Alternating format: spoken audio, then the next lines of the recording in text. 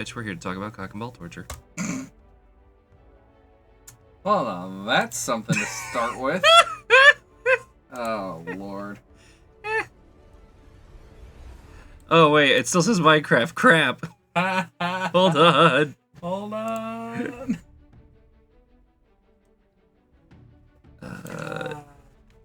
Cheshire, AMA, future, plans, and lore.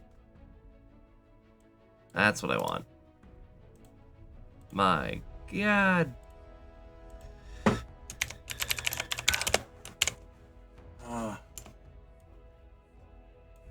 Happy to have you here, buddy. Thank you for keeping me sober. I mean sane. I mean sober. I mean.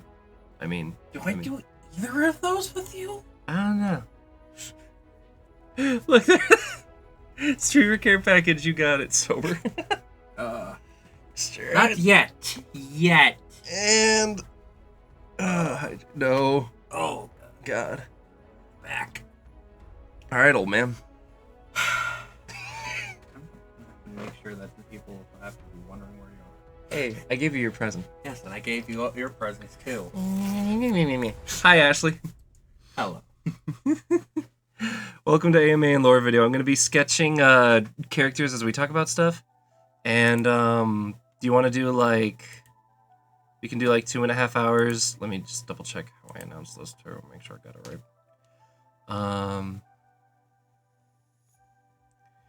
Yeah, so I can do like the AMA part for like 2.5 hours while I doodle characters as we talk about them.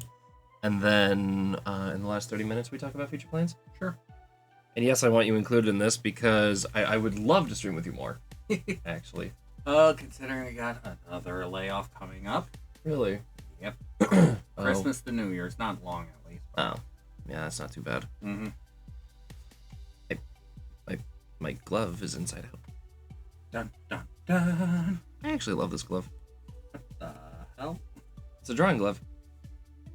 It's so it doesn't. Like it's so it doesn't pick up my hand on the tablet. Looks like some weird glove that you would happen to see in some discount anime, action fantasy series. So you know Sai Yes. from Naruto. Do you know why he wears a glove like this? No. It's actually part of an art. This actually is an art tool. It's so you don't get any of the like graphite lead or ink on your fingers while you're working, but then you still have your drawing hands free. Okay. Still, you can't deny it. Looks like some discount fantasy series thing. Oh, Also, it came free with the tablet, so I'm not fair complaining. enough. And it's machine washable. That's nice. Although it kind of seems like it's tearing a little there. Just a little. I could use a new one. Yeah. So the lore, it's the opposite of the archery glove. Exactly. Yeah, pretty much. Exactly. That's exactly it. Oh, another thing I want to nerd about while I've got you here and we're waiting for chat to come along. Mm-hmm. Also really quick, no 3D model today just because if I 3D model with Clip Studio Paint, you're just going to get me T-posing in the corner menacingly. I'm not joking. The weak must fear the strong. Now, if only you could happen to invert it to be upside down, too, during that I'm time. first. Sorry, Nova, you're not first. Ashley's first. But while people are showing up, I wanted to tell you, so I've been catching up on the Danganronpa 3 anime. Okay.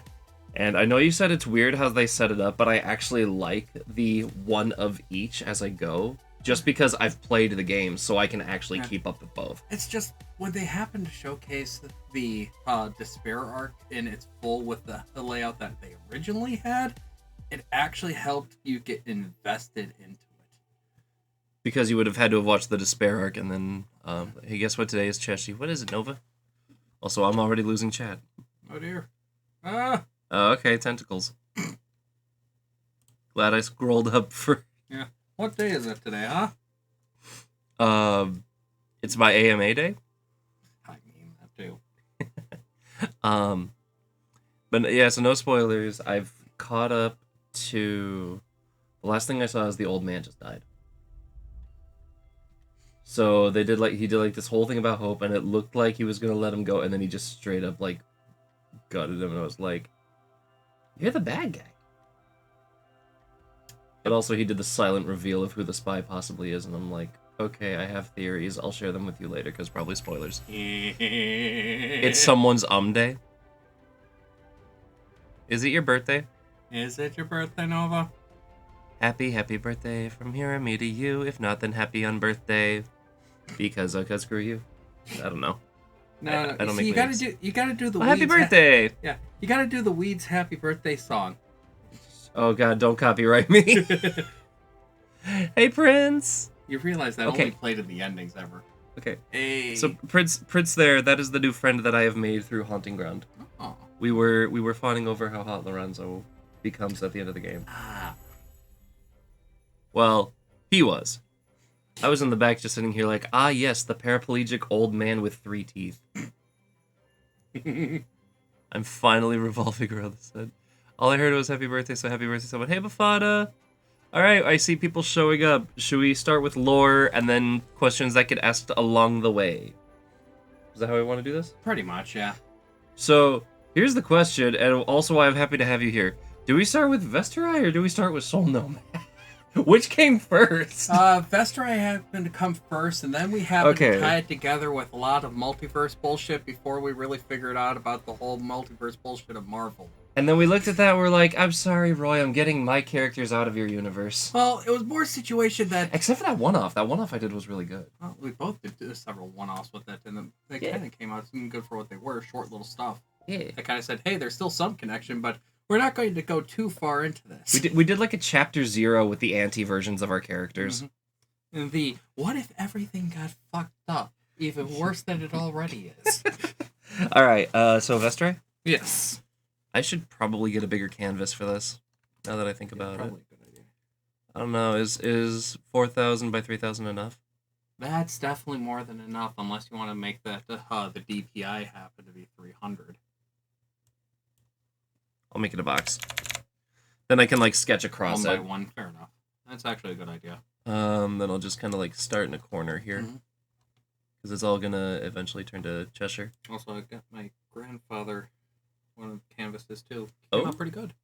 Hey! Yeah. That looks like it's straight out of No Man's Sky. Actually, that was the basis. I actually used that as part of the prompting for it. Alright, sorry, chat. Sorry if I'm not keeping up with everything. I currently have a resolution of 720, so I'm seeing like every third message, and that's why I have Roy here. Yeah. To just kind of look down and be like, hey, we got questions. Yeah, we got some questions. Ding, ding, ding.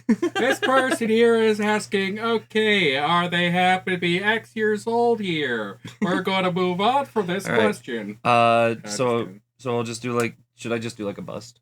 Or should I do a full, Probably at least half body. like a half body? Okay. Yeah. So, Half body's a good way to start with. Vesterai was actually one of the first characters that I ever properly wrote story for. Also, Nova, yes, let's go. Roy the boy is here. Let's go. Oh boy, this is gonna be super like sketchy, and I don't care. I mean, My music. oh, no. Hello? The music. Ah, yes, with the wonderful DMCA Christmas music. It's bardcore.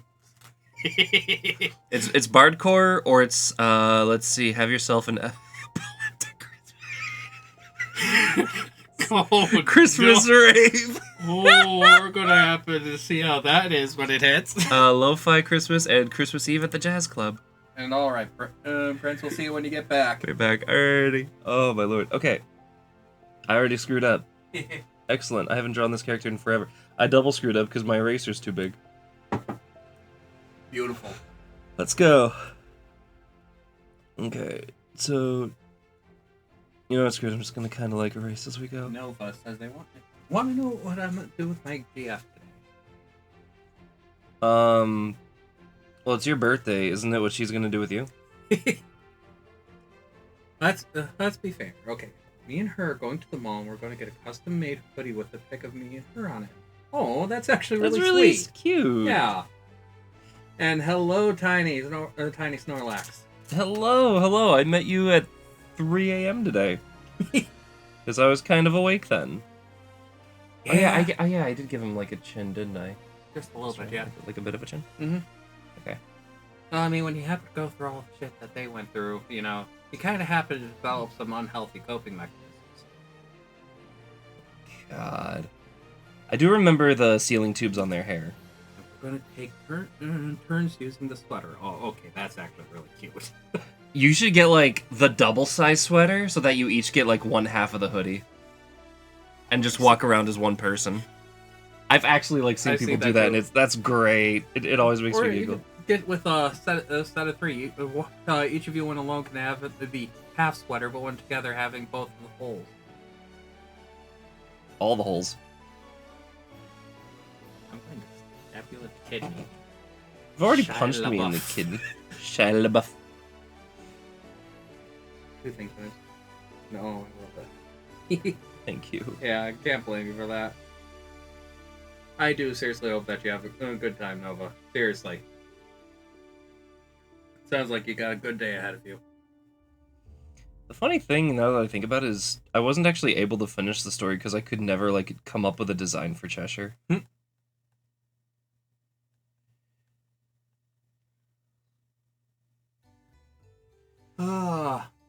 Well, I suppose, if anything, we should have to bring up how you came up with the character in general. So it suffice to say that I was a very angry teenager. I've been through shit. I'm not gonna front, but And high school doesn't help. writing became like a major coping mechanism for me, and I would love like designing characters and heroes. But this was the like beginning of me entering a phase of becoming like tired of the convenience of heroes. Like the hero always saves the day. So this is when you went through your Stain or Garo phase. No, this is when I went through You get what I mean. Yeah, the hero always has to save the day, blah, blah, blah, blah, blah. And this is when I first found out about the Crow, actually. Really? The Crow was the first anti-hero I'd ever seen. And I remember thinking to myself, like, this guy's the good guy, but he's doing terrible things. He's like... Yeah, sometimes the person with the good, that has good intentions isn't exactly always doing the best things. The good person. Like, look at even Venom. Oh, yeah. Where they kill people on a regular basis. And just all that... I eat people. We're not going through the McGargan Venom phase right now. My superpower is cannibalism. God. No, so, I wanted to, like, write out a story of a character that just, like, he already knows no matter which path he takes in his adventure, it's not going to end well. Like, his whole backstory was that his village was attacked by demons. Pretty substantial stuff. I was like, what, 13? About? When I came up with this character? It was before I met you, I know that. You met me when you were 15. Yeah, I had Vesteri's, like, backstory by the time I met you, and then, like, you helped me fill in this stuff. Venom, I'm gonna eat this bitch with one deep throat, the whole human, you know, I'm saving people. Well, like, that actually was the thing when he was the lethal protector. He literally attacked this pimp and ate him alive in front of her and said, "You're welcome, I've saved your day," before just fucking on off. And she's standing there terrified because she just watched him devour this man whole in front of her. Oh god, that eye is so low. Yeah, so his theme was that a demon had attacked his village, and he was the sole survivor of that instance. And so... Negi Spring. I hadn't even read Negama yet, shush. I know, but I have to say, that's kind of a trope, let's be fair. It's a trope in a lot of series. Anyway, moving on. The demon general sees him as a survivor and approaches him and gives him a choice where he could become immortal in order to become a master demon slayer. And he begrudgingly takes the opportunity, literally, to exact revenge on all the demons that slayed his village. And what the demon general got out of it was a host body. So the sealing tubes on his eye are actually covering up the demonic eye that the demon general Tenebra sat in. And so the bargain that they had was that Vesterei would help... Actually, no, he never smiled. He would help Tenebra slay the other 3 demon generals to take their place and try to become the next demon lord. That was what he wanted out of this character, because by law, the demon generals cannot interfere with each other. So he purposefully weakened himself and shoved himself into Vesterai's body, making Vesterei immortal. Mm-hmm. And his source of immortality allowed him to still feel pain, so he would still like avoid conflict wherever possible.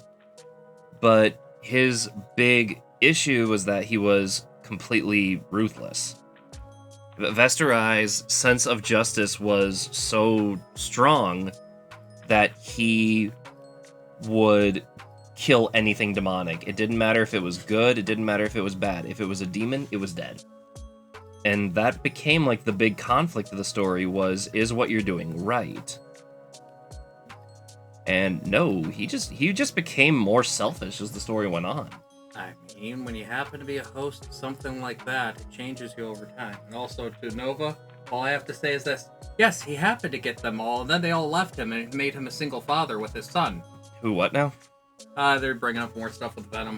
Oh, gotcha. Funny thing, though, his son Dylan happens to actually be a really cool character in the comics right now. I mean, especially after the King in Black arc, and now he's the current host of Venom. Ooh, because Eddie Brock is now the King in Black, the god of the symbiotes. Oh, okay, I'm digging it. Mm-hmm. And, well, now Carnage is back and being free. Because he broke free of the little space that Eddie happened to put him into after the whole Null event. He's like a fucking god. Oh, yeah. Literally able to do anything he so desires. Let's be fair, though. As much as the Mjolnir axe happened to be a pretty darn cool thing, we kind of happen to like him when he's a street-level threat, too. Yeah, from like a waist up. He was like the semi-proper character, I remember that. And you want to know the certain something, Nova? Go ahead and ask. Why is that kind of... If we say hot, it's okay. I mean, who's going to argue with muscles like that? I think it's the tentacles, bro. Yeah, fair enough. Those add to a lot of stuff. Carnage is powerful. Actually, that was the whole big thing of the Absolute Carnage and Total Carnage series, was the fact that he did pretty much that. Carnage is not someone to be underestimated. Okay, if I'm good to pull back into the topic I had. Yeah, sorry about that. You're good. So the long story short, like, Vesterai's story was very shonen, and yes, I'm just kind of cutting it off here. It's not even, like, the demon that made him more selfish. It was the consistent resentment of, like, using this demonic power actually, like, made him go insane at points.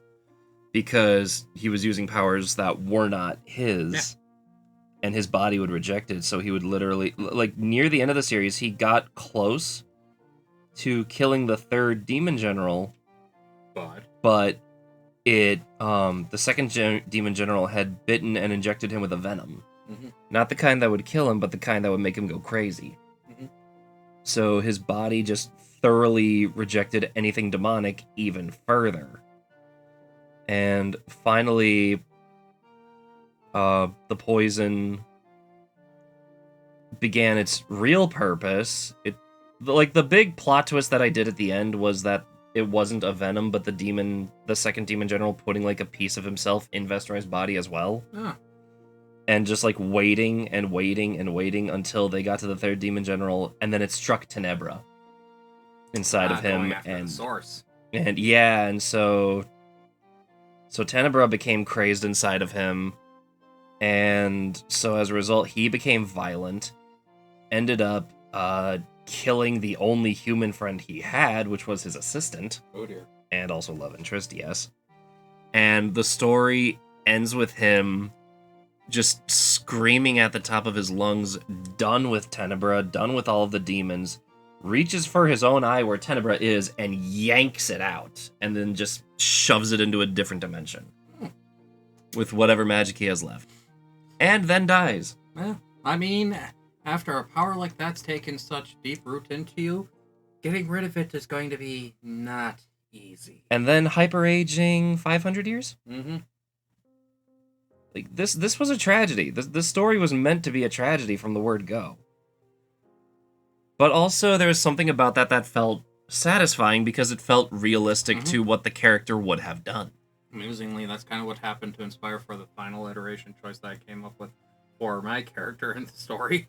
Like, this is not going to end happily, but it's going to end...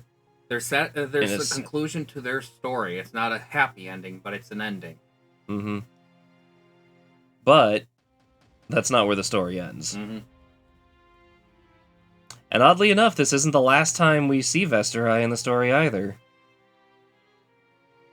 Why am I hearing like a metal ballad version of 12 Days of Christmas? Because there's a whole lot of stuff. Yeah, Xeshire kind of selfish. He not only failed to hold up his bargain with Tenebra, which at this point was actually not the worst character, but straight up said, all right, I'm just not making you my problem anymore. Screw the contract. You're going to be someone else's problem now. Xeshire sent Tenebra to a different dimension, knowing full well that Tenebra would have to possess another human. He didn't care who, he just wanted to be done. In a situation of it's not my problem anymore. Pretty much. And we would see Xeshire further down the line in the storyline of the biggest character and the longest arcing story, Bane. Oh boy. Now that's a story to have. But before that, before we get into Bane, there was a character alongside Xeshire named Soul Nomad. Or Well, did we have a proper name for them? He had a proper name, but that was more his kind of like code title. Think of like she, they. He. He, she. Yeah. I just remember he had boobs. There was that point where I happened to be testing a different art style, and I happened to deciding, Let's make him female. I like jokingly did it, and I went, "Fuck! This is the first time I've drawn a female character that looks good," and it was as a joke. Try to recreate it. Fuck! I can't do it again. Xeshire, I need your help. I think I remember you approaching me dead in the eyes, just going, "Listen, don't judge me, but I need to know if you can draw boobs." That's pretty much how the conversation went. That's the worst part. Like, I don't know why, but if I try to draw a woman, I instead get this weird androgynous-looking guy that happens to be like this. Why does this look like it comes out of a B shonen? Then I try to draw a man. Fuck, why does it happen to get to start look a bit more like a woman? This is such a... Or as your favorite Martian put it, chicks not approved. No, God, no. No, we are not mentioning that We're song not going here. any I will further, get no. doxxed so fast. There's worse, but don't worry. Not even because that song is DMCA'd. Surprisingly, he's actually chill about that stuff. I mean, after he broke free from Disney, Disney was the reason why they happen to have any issues. Okay, before I start drawing Akranos here, do you... Yeah, I remember their name. Oh, that was also kind of a cover name when they happened to be going Akranos and Soul Nomad, they were two parts of the same story. I remember that. Yeah. But I just... Did you know that he actually has like a series of TikToks and short videos where people are like, hey, did you know this person ripped off your song? Or da-da-da. And he's like, so funny story, have you heard of these things called samples? I just happen to use the same sample that they're using. Yeah, like digital happens to be very fun when you happen to get into it. It's a matter of just figuring out how it works. There's all sorts of different little things that happen to make digital very different from going with the hand sketching. But once you happen to get used to those little quirks, it happens to be a lot easier. So I will say this, Prince, do not stop. Seriously, keep pushing with this. Mm-hmm. I'll start with Soul Nomad because I think you designed them first, and then Akranos was... Funny thing. It was like Naruto syndrome. It was like, okay, the story's going to be all about Sasuke and... Well, no, it wasn't even that. Remember, originally with him, he was a proof of concept thing for it. And I was like, I actually kind of like this character's thing, so I'm keeping him. but fuck this idea of a story. We're doing something different. Yeah. And then I eventually happened to make the second character who became the technically primary. Yeah, if y'all thought my character was, like, edgy with a tragic story, this guy was just angry. Yeah. If I remember correctly. He was just violence. Kind of. He has changed a lot over the time since the original points of them being made. Yeah, I guess Soul Nomad is technically where it started with you. Yeah. I just remember him having this, like, He really... had kind of the skater hair, let's be honest. He was a skater boy. I said, see you later, boy. The worst thing is, when I happen to think about it, he's like if Double D grew up. Didn't we actually have, like, a running gag He had all sorts of about stuff. him being, like, a skater boy and also being, like, 4'8"? Yes, the Vegeta syndrome. He was like, listen. Oh god, now I'm just picturing that picture. Vegeta on a skateboard. Vegeta and Tony Listen. Hawk's Pro Skater. Oh god, now I'm just thinking that. Oh god, that's pretty much Trunks.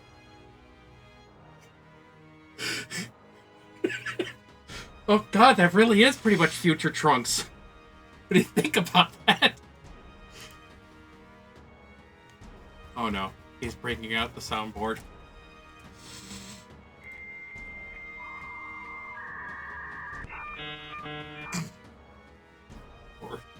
Alright, moving on. Yeah, Roy can't hear the things I'm hearing. Yeah, for the time. Oh, and I was gonna tell you Nova's something. Go asking for it. if they can tell you something. Go for it. Yeah. Okay, if I give this guy, like, the absolute, like, punk's Q face. Okay, go ahead. I don't mind. Because I remember, like, part of this was, like, you were, like, designing him, and then we watched Beck together, and then you saw Ryusuke Minami, and you were just like... You can't deny, Beck had some really solid overall designs. Well, and they were simple. Yeah, that's the thing. Simple happens to sell when it's done right. I mean, look at Aji. What's this? A shonen story with female characters that aren't attractive and male characters that aren't attractive but are still protagonists? What is this? What? None of the They have to characters were actually, like... character to them? Characters with character? My GF is kind of making me upset. She's supposed to be up ready and texting me, but she hasn't been about 2 no. hours. Oh, no. Let's hope they wake up soon for you. But yeah, like, kind of bring up Aji, and it was, Beck also happened to do the thing where the characters occasionally actually changed clothes as the days went on, instead of wearing the same outfits. Like, seriously, that's a big thing with a lot of series that they don't have to do, is actually changing, the characters' outfits like people do on a daily basis. You know what I mean? Yeah, sorry, I'm actually, like, really into this now. Don't worry about it. I just remember, yeah, She's you over really at someone went, like... else's house. Granted, the guy there is 12, but still, bro, like, come on, text me. Maybe she can't find her phone at the moment, Maybe the kid took it away like a freaking... or maybe it died and Bullshit. they have it on a charger. That could work.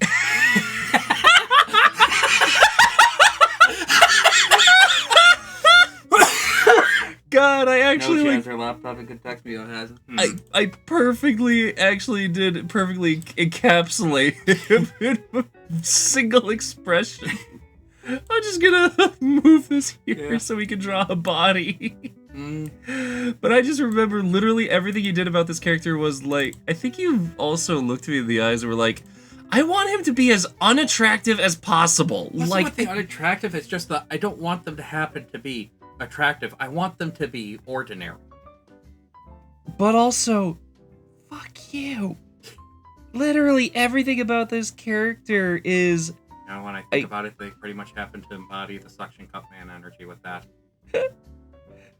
Which is a funny story, because I also remember, like, you designing this character, you getting really into this character, you loving this character, and then looking me in the eyes and be like, Xeshire, I think I'm a nihilist.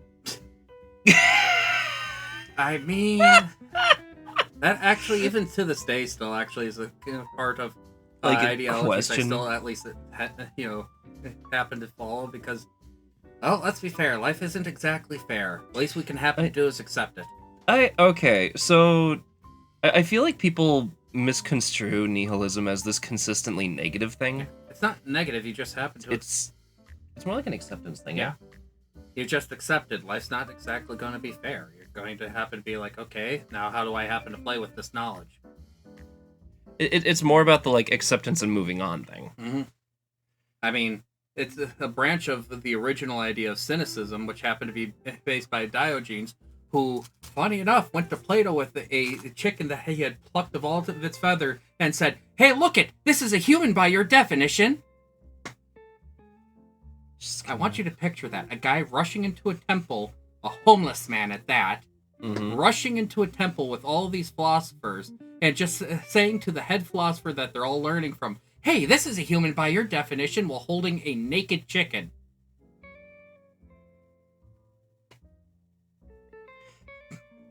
Did he have like any piercings? I forget. No. Okay. But honestly, if they would, it would probably be on like the tongue. I feel like they would have had like a tongue or a nose piercing. Yeah, definitely Or the tongue. both. Let's be fair.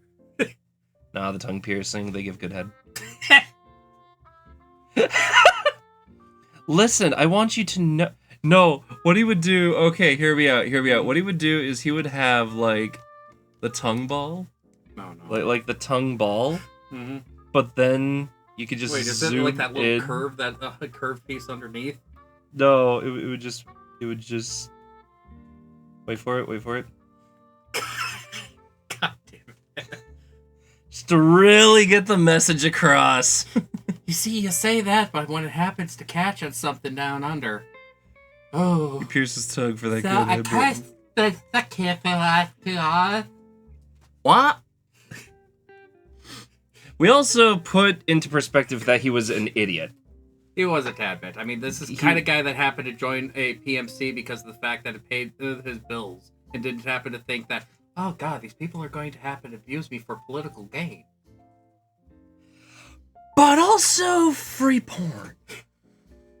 And you know, this is the only place that allows me to happen to keep an iguana. I get good Wi-Fi here. Listen, sure. He wasn't Air Force quality. Okay, I can kill people every day if I wanted to. Like that stupid person who took my parking spot at Walmart. I do remember they had a symbol on their head, and I can't remember, was it the wind symbol or was it the... No, it was the Sanskrit for dog. Can you look that up for me really quick? Because I remember you doing that specifically, and then you filling that even further with them saying, "Look, I'm not a dog." Mm-hmm. But then they wear like all this canine apparel. And so it wasn't like a running gag, it was a genuine message. Like, he would wear that on That's purpose. what it was.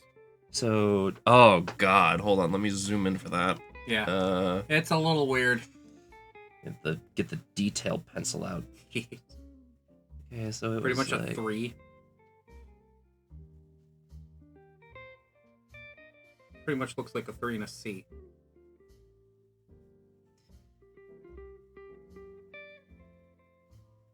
That was the thing. If anyone here reads, writes in Sanskrit and I'm butchering this, I am so sorry.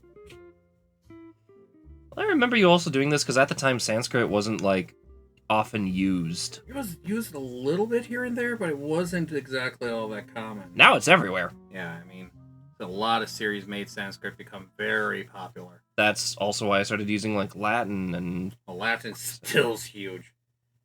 it wasn't at the time. Mm-hmm. Interesting choice with the Sanskrit though. Yeah, I mean, there was a few things, and honestly, one of the big things that happened to help with bits of the character's design later and the kind of the furthering them was, amusingly, Kotaro Inugami.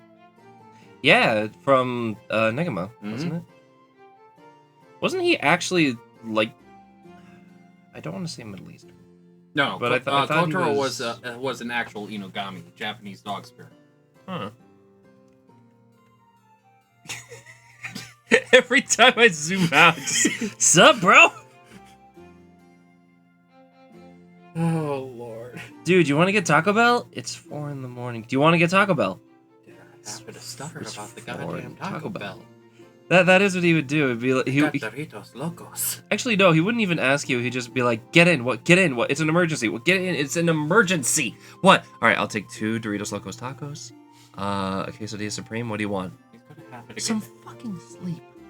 Okay, he's going to happen to want 2 soft shells for here and about 5 for when he wakes up. You're a bitch. You cut to them later, Soul Nomad's laughing as the bathroom is currently occupied, and all you hear is, I hate you! Not as much as your stomach hates you right now. Gee! I wonder whose brilliant idea that was! I do remember you made his, like, outfit, like, really simple, too. It was just, like, a hoodie. A hoodie and the t-shirt underneath. That occasionally you take the hoodie off and it'd be the t-shirt that had the symbol of the PMC. Because, you know, free apparel for people that happen to work with your business. You got to make sure that your symbol's everywhere. Didn't we have like a low-key like joke about him? Like he never took his shirt off. He never like revealed too much of himself, but he was jacked. That was kind I of forget. thing. Yeah, he was actually supposed to be built, even though he looks like a skater dude. You said skater boy. I said smell you later boy. And then I mean, when you happen to be doing military work, they kind of require that you happen to be at least a little. I have to break out the calligraphy brush for that art of Soul Nomad. Oh lord! Just because it was, I remember it being like stupidly fancy. No. God, if I can even. You like how I actually remember some of these? Mm-hmm. Is it wrong that I already leave HGF? At the same time, you're trying to happen to get to, the sweater like this. It might be good to happen to wait, or at least happen to head over there and happen to honk the horn a few times.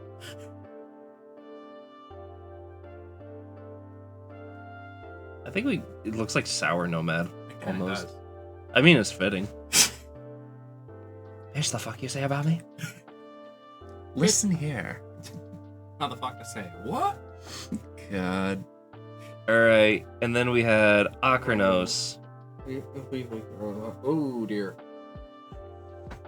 Maybe not that far, Nova. No. Yeah. Everyone's got their days. Give her like a chance to explain yourself. Exactly. Alright, I remember... I should probably give up. I should have made like a bigger canvas. Holy crap, can I expand the canvas? Yes, you can. How do I do that? Should be under edit. Should be a thing for like the adjust canvas size. Change canvas size. Okay, cool. Make it so that the reference point happens to be on the left. Yep, and then just happen to adjust width. Probably 6K. I'll make it 8K. Just doubling it. Oh no. There we go. I don't know why it tilted. I don't know why either. Oh no, it's still tilted. Oh wait, hold on. Maybe I can. Oh no. What the fuck? Oh wait. Oh. Wrong way. Oh. Okay. There we go. A lot of shit happened recently. Oh, I'm so sorry, Nova. Is it bad that what I'm picturing in my head is Happy Couples Day also? Happy Couples Day. That's why we're breaking up. I love you. 6,000 meters away. It's fine. Sorry. I'm. My head is in a weird place. I'm trying to remember you, but also the other thing that inspired Soul Nomad for you was it was a very specific game. Hey, Ninetail. Hey. And I cannot remember it for the life of me, and that bothers me. I honestly can't talk about it either. I just remember it had Eric Vale in it, or Yuri Lowenthal. Like, voice acting. Probably literally anything. Soul Cradle, which was a Spike Chunsoft game. Was it? You scratch my back, I'll crush yours. Yeah, and then, like, you showed me he got, like, this ending where he literally just eats his entire party and becomes a demon. Oh no, like, that was he ends the universe. where the main character devours him and then devours literally all of existence right after. Literally. Why? Because it was fun. Yeah, you literally can just choose to end the world. Just because. You said Soul, what was it? It was originally called Soul Cradle. And didn't it get renamed? Yes. Later iterations, in fact, what you can find it under now, which is on Steam, they happen to do with the re-releases, Soul Nomad and the World Eaters. Kind of funny how, like, you named this character Soul Nomad, and then they ended up calling it Soul Nomad. I mean, yeah. That's actually really funny. It kind of is. That's kind of how I felt when I was, like, making my very first character, and it was about these knights that control the elements, and then a year later, I'm drawing art of this character. I look up and I'm seeing the trailer for Avatar: The Last Airbender. I was so mad. I was like, yeah, but Nickelodeon stole my idea. Yeah, but also I'm a 6-year-old, so whatever. So Akranos, draw them as male or female, because we didn't. I would say male because that's kind of what they happened to go as for most of the story. It was more just even though they were female. Yeah, it was a disguise thing. The best way to do a proper disguise is make sure you look nothing like how you really do. So they literally just removed their titties. Remove tits, change the hair color and eye color. I thought they had the same hair color. Nope. Their hair color was naturally dark brown. And they went for the silver during the time. Oh, that's right. We also made the running gag of like her sister being like incredibly hot, and Akranos like hitting on all the guys whenever he got drunk, and then they're just like, "Whoa, bro, you gay?" And we're just like, and I just remember we were writing all of this, and then after a while I was just like, Roy, you got something you want to talk about? Well, because first of all, again, I was 15, you were 14. And we were having this awkward moment of like, because you were the one who figured out you were pan first. Well, bye. It's a different argument for another day. Does it have a fuckable hole? No, that was my discovery.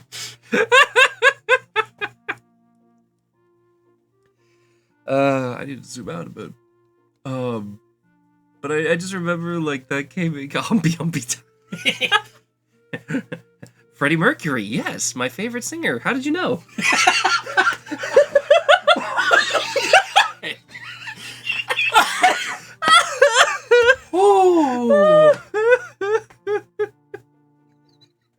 I'm gonna burn it also doesn't help that at that same time I was really starting to get into Voltaire's songs.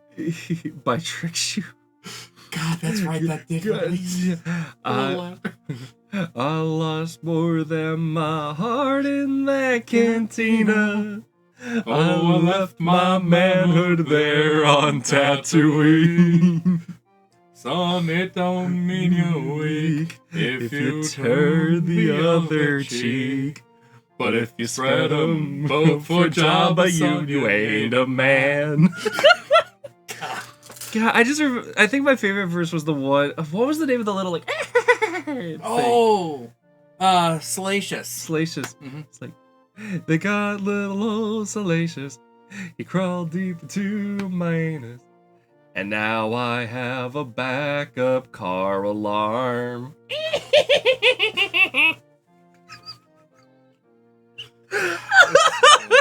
Now I got a backup car alarm. I should probably be drawing. But the reason we bring up Akranos is we actually tied Akranos and Vesterai to be like alternate versions of each other. Kind of. It was like pieces of. Do they have the left sweep or the right sweep? I was covering the when you're drawing them, the left eye is covered, pretty much left hand side. So it would be their right eye. Okay. That's right. I drew them to match because of that. The funny thing is, technically, Vesterai's story happens after with the Akranos' story, but at the same time, happens at the same time. Just different universes. So what was interesting is we had established that it didn't matter what universe it was, Vesterai would become a hardened demon killer. Just because it's so ingrained in their soul to become like an absolute, not even a martyr. What's the word?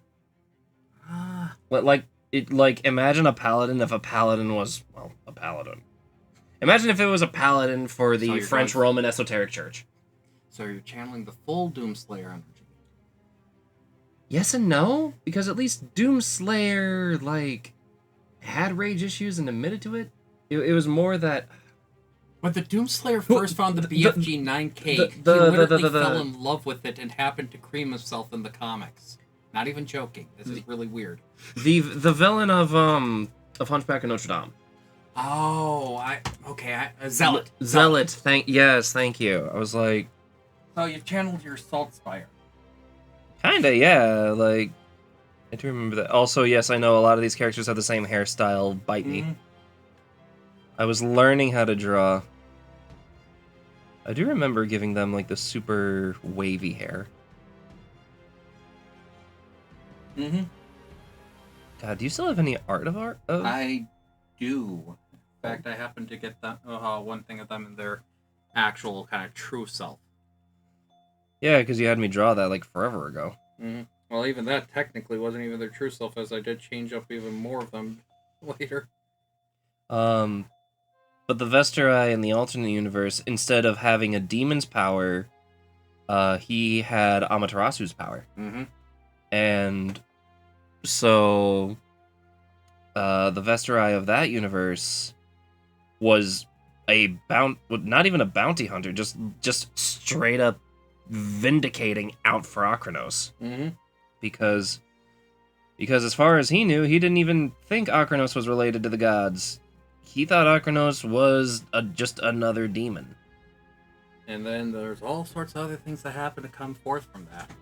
Things changed a little bit, but the kind of a variation of the gods, demons, things happened did stay around the long run. Oh god, my hand's getting a little shaky. I do remember that even when they were in their male form, they were incredibly feminine in design. Well, it was like, because even with everything, even with this parasite that literally happens to change their body based upon the image that they wanted to take, it could only go so far with it. I may be a man, but I still got my vagina.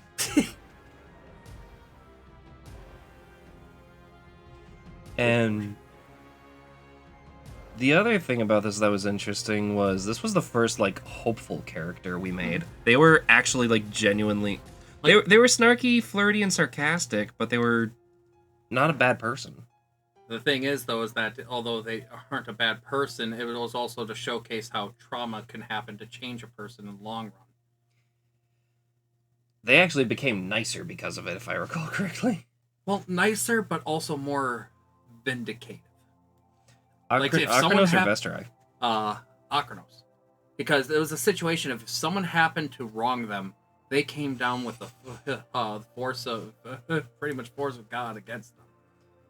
If you can't tell, Akranos isn't just like a misnomer. They were literally like. It was actually the basis of it, with the name being Akranos, with the A happening to refer to being the antithesis to the idea of Cronus, the Titan of Time.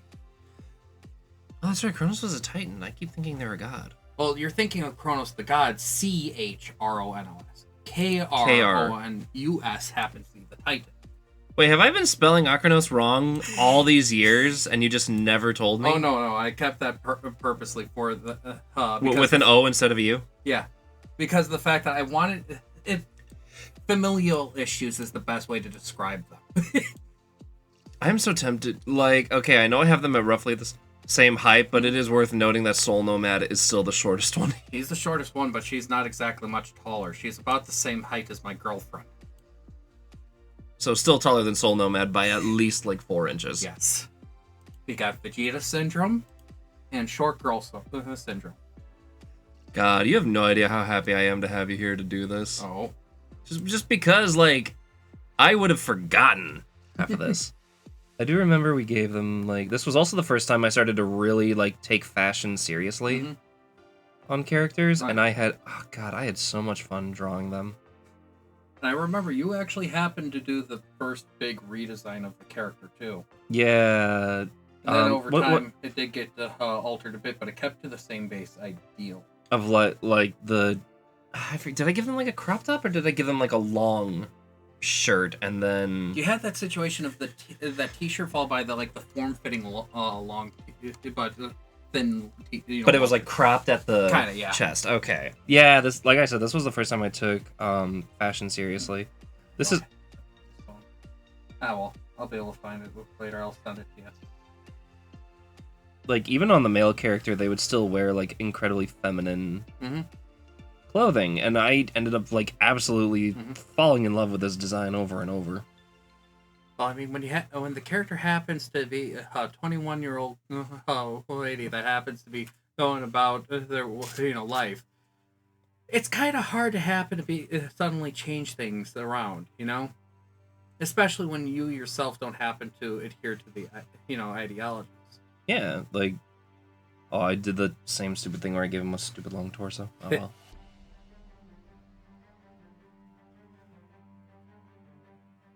Good lord, how big does a belt need to be? Hey, I have seen some ridiculous belt buckles before. It's not even In a reality, too. Yeah, this ain't Texas. Yeehaw, chuckle fucks. You see, I've seen someone in Tennessee who had belt buckles that they could be able to remove and use as brass knuckles. I met a man who lived in Tennessee, and that's where this Christmas song ends. Funny thing, I could have gotten that thing for $26, but then I realized, oh yeah, those are illegal in Wisconsin. Yeah. Warn me before you say that stuff. Things that they could do this change, sensibly. and that was of its time. Yeah, that was back then. Mm-hmm. That was. They're very legal now. No, they're not. No, they're not. No, they're not. Don't actually be like, yo, so Cheshire, I got these sweet brass knuckles. You see, but tasers are now. Jesus, why? Because there's all sorts of weird laws that happen to randomly come around. I'm gonna like adjust this top a bit just so I can put. Because the other thing I remember was they had the Greek symbol of Kronos on their shirt. No, they had a variation of the symbol, the Greek symbol psi on the shirt. Is that what it was? Yeah. I just remember It was a it variation looked like of a psi. goblet. Yeah, there's a variation of psi. I actually do kind of like remember what this one looked like, and my God, I made him thin. Well, that was also a big thing. Is no matter which state they were always a very thin individual. Mm-hmm. Incredibly lanky, incredibly not muscular. Life. Yep, life. You know, kind of with the cat-like. Yeah. Sorry, I'm like chicken scratching these in. It's fine. God, I can't. Loving how the artwork is coming along. Oh, thank Thank you, you. friends. I'm gonna have to erase that bottom half just to fit in their name. So it is spelled with an O and not a U. I'm not crazy. You're not crazy. That was completely purposeful because it was also kind of say that they stand against both Kronos and Kronos. Yeah. I just remember them having. How did we design their symbol? Was that one like super scratchy, or was that one more of an? That was more of a solid symbol. No, the when we wrote their name. I think that was more also a solid one because of the fact that the idea of kind of a printed symbol. Yeah. All right. I'm just gonna go with another raffle artwork. Not really right now. No, we're doing the AMA, and I'm also turning this into a lore video. Oh shit, I'm not recording. Yeah. I'll just download the VOD later. Yeah. Whoops. I mean, that's not too hard, And thank God that these things happen to have ways to get around that, No kidding. I completely blanked on that because that was a last-minute idea. Mm-hmm. There we go. There's Akronos. I just need to draw the symbol now. Now for the delicate work. Oh boy. One line down, 3 in the middle, and then that kind of goblet design. Yeah, I remember it having like just one line down, and then it had like a one, 2. Oh boy. Well, it was the 2 there happened to be kind of the base, and then there was the one in the middle above where the curve of the goblet started. Was that what it was? I thought it actually had like a do we have tier. like a piece of paper or pen nearby? Not offhand, surprisingly. I'm actually running low on stuff. It's good. Just tell me like. So, if I may, kind of like 1, 2 line going up. Yeah, that goblet, and then the one right in the middle of the goblet part. There was one like in the middle of the goblet. Yeah, because that was the whole thing. Was that it had the 2 on the base and then the 1 in that middle. So it would, like in the. Oh God, no, that's not what I want. I don't want my hairspray. You know what? I'm going to happen to bastardize a picture that I happen to have to be able to showcase quickly. Okay. Where's Yes, your Pentool? beloved. Where's Pentool? That's oh god, no, oh god. Pentool, did you say penis? No. But while you're there. God. God, that was like one of my favorite Robin Williams gags. It was like he would ask like his GPS something, and then it would say something incredibly inappropriate. Okay. Okay. Oh dear. Kind of like with this, but minus. Oh, gotcha. Yeah. Okay, so this would actually just be gone. Yep. Be gone, Phaeton. As a quick revert to original. It's not gonna be even. I'm sorry. Don't worry. But then it had kind of like here. Well, it was more like just in the center, like just in the middle. Oops. Like that, and then jutting out. Oh no, not jutting out at all. In fact, it stayed within, I would say, right in that zone. So deep. Yeah, pretty much. Okay, cool. And a little bit going up in the center. Yeah, Well, sorry. Welcome to our thought process Mm-hmm. on when we were writing stories as kids. I don't really write stories anymore, though. Yeah. I've been. I still love writing and coming up with like ideas. Problem is getting the time to happen to really turn them into anything solid. What's time? Is it relative? Can you eat it? Do I conduct it with my penis? I'm so glad, like, I've gotten you to see some Family Guy clips just so I can make those jokes with you. I mean, for all the ridiculousness of Family Guy and all of its stupidity, especially later on. It had some good moments. Yes. And like even now and then, occasionally you see a little bit of some of that good stem through. Am I supposed to sculpt the penis? Do I draw the penis? Say this, of all the characters that happens to still be mostly good with it, Stewie. Yeah. Stewie carries the show. There's actually this theory that Stewie's a reincarnated British dictator. I'm curious about this. I have not heard this theory. So there's like crazy fan theories about Family Guy. One of them, my personal favorite, is that when the show canceled at season 3 and then came back in season 4, what we're seeing is like a multiverse, and that whole Y2K boom episode actually happened. So we're just seeing like the delusions of all the characters, and that's why none of them have aged or changed their clothes. The Y2K episode. That was actually a good one. It was good, I won't deny it, but it was ridiculous. That was during their kind of peak points. Mm-hmm. Like when John happened to get merged into the ground and had to fight off the giant rat that came after him. Oh god, I just remembered another crazy fan theory. Regarding Joe Swanson, they theorize that he is the Tick. Oh. He's got the chin. He does have the chin. Well, it's the same actor. I know. It's the same actor, but also someone was like, what if he's the Tick just so he can wear the suit to get super strength and not be paraplegic? Like, the suit gives him such super strength that he's no longer paraplegic when he's wearing it. Huh. It's like, you know? I mean, he never has a concrete reason for why he can't be able to walk. It changes all the time. Like, there was the one where... Yeah, exactly. Yeah. Like, it's a cover-up. Yeah, I mean, like, sure, occasionally the story ties into for the quick little arc, but then all suddenly he's got a new reason for why he happens to be paraplegic for the next episode. I'm just remembering the episode where they're like, guys, I got my legs back, I can walk. And then they, like, get to know him, and he's like, alright, I hate to say this, but Joe's become an asshole with his new legs. We need to re-cripple Joe. And he beats the shit out of all of them simultaneously. With I remember when someone happened to take that scene where he beat them all and happened to put with the smash damage counters to it. Game! Yes. I think they put that part in when he happened to finally take out Quagmire. Yeah, that look about right? Yeah. God, it's been so long. Mm-hmm. I'm actually having, like, severe nostalgia over here. So let's see. After Akranos, Soul, Nomad, Vesterei, I guess then we get into Bane's story? Yeah. Because I remember, like, Vesterai's and Akranos' stories, end more or less at the same time. Mm-hmm.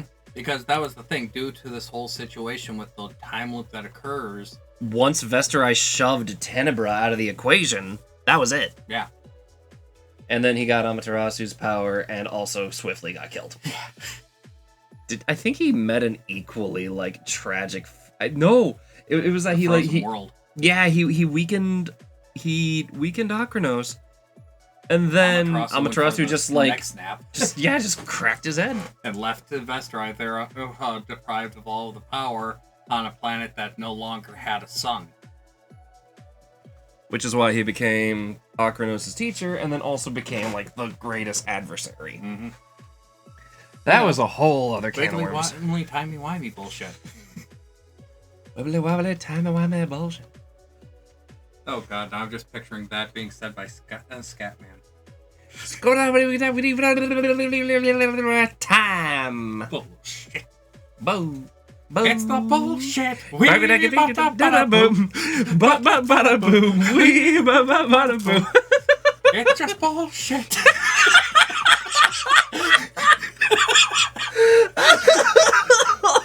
How to sum up all of Marvel after Phase 3. Wee bada boom. Here's another dude. Oh, there he's dead again. This is bullshit. Whoop, here's more characters. Don't get attached to them. They die in season 3. On the spin-off. In the spin-off, we bring them back just for each episode. What, you thought only anime did that? No, totally anime doesn't do that too. Well, Marvel does it too. I mean, look at Supergirl, Superwoman, She-Hulk, and I'm a writer. Gotta go. How to sum up the comic industries as a whole right now? Oh, I know how to write a story. What's a snowflake chart? Okay, but tell me I'm wrong. You wanna build a story?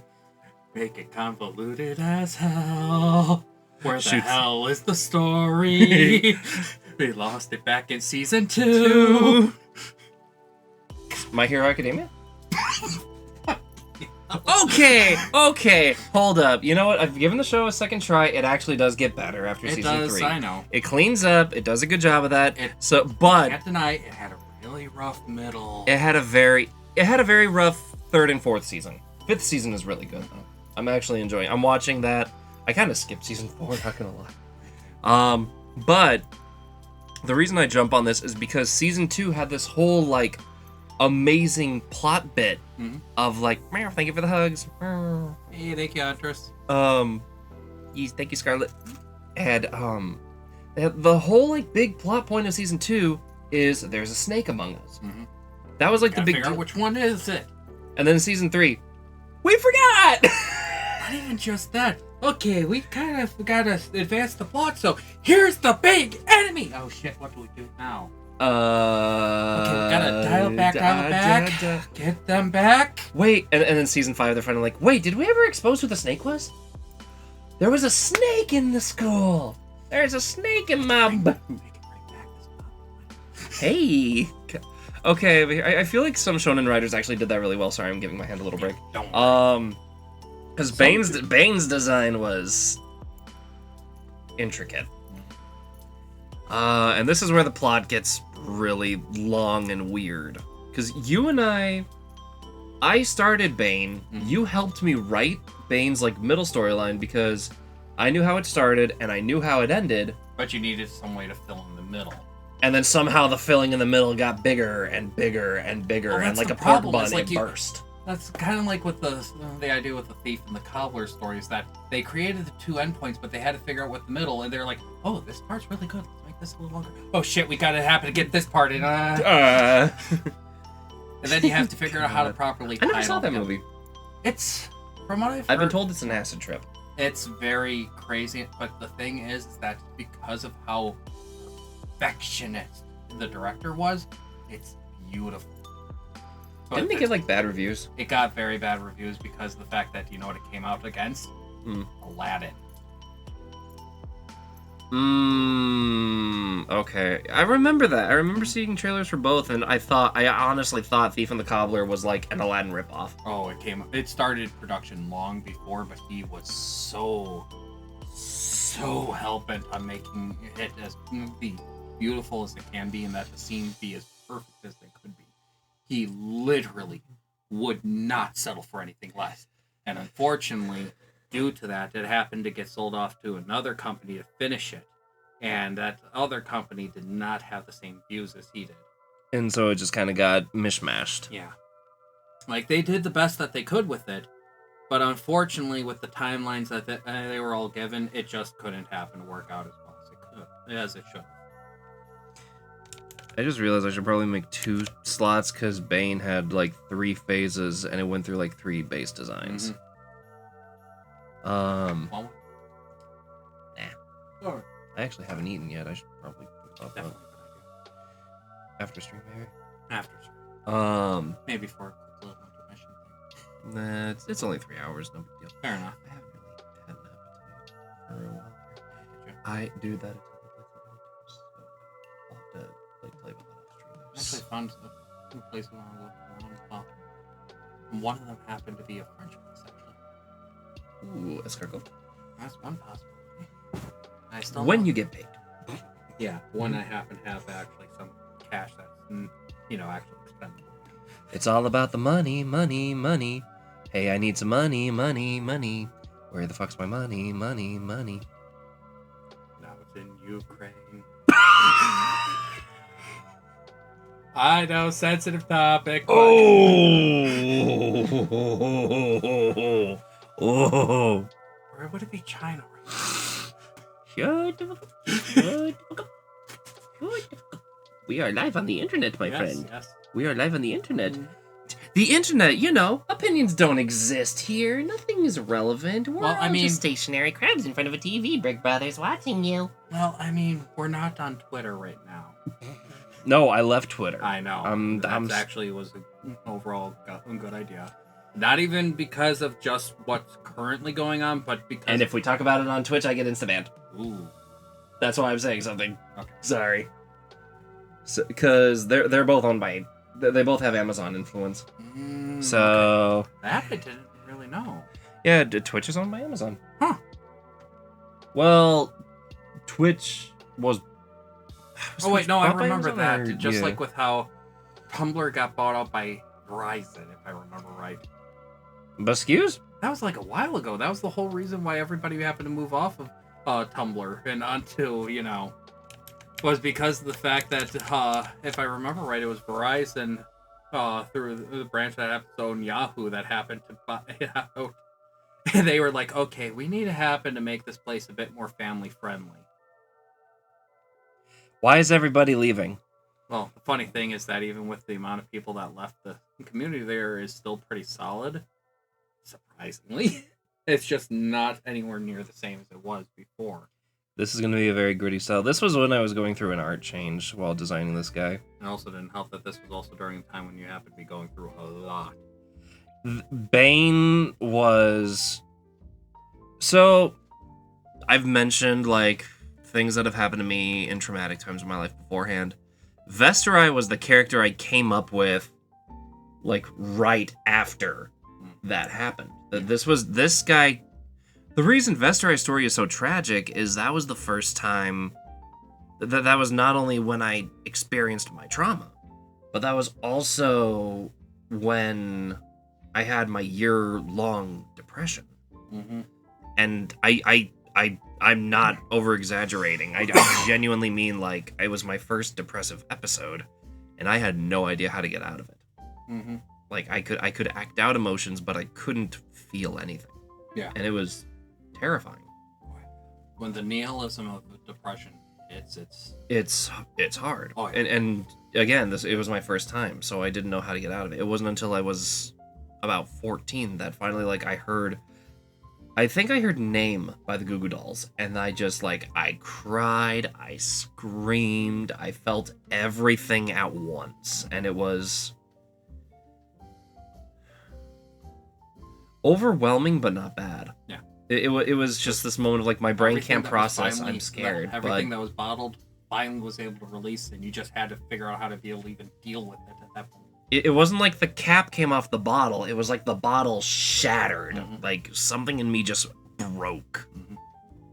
and I could not hold it Yeah, together. clinical depression is no joke. And that's when Vesteri's story ended. Was because I was over that hurdle. Mhm. It encountering the crow while in that state wasn't exactly a good thing. Oh no. But it gave me an outlet. Mhm. It gave me a healthier outlet to portray this character who feels nothing, says nothing, only cares about the results. Mhm. And it Let's made... justify the means. Yeah, that's his whole character. He never expresses joy. He never expresses sadness. The only things he would express were pain and anger. And that was it. And that was because at the time, that was the only thing I really expressed. Like, I could show happiness and excitement. But it was because my brain is like, oh, this is a thing I like. I need to be excited right now. I had to mentally tell myself. Ooh, no Legend of Zelda. Yes! During this time frame, ooh, this Twilight Princess game looks good.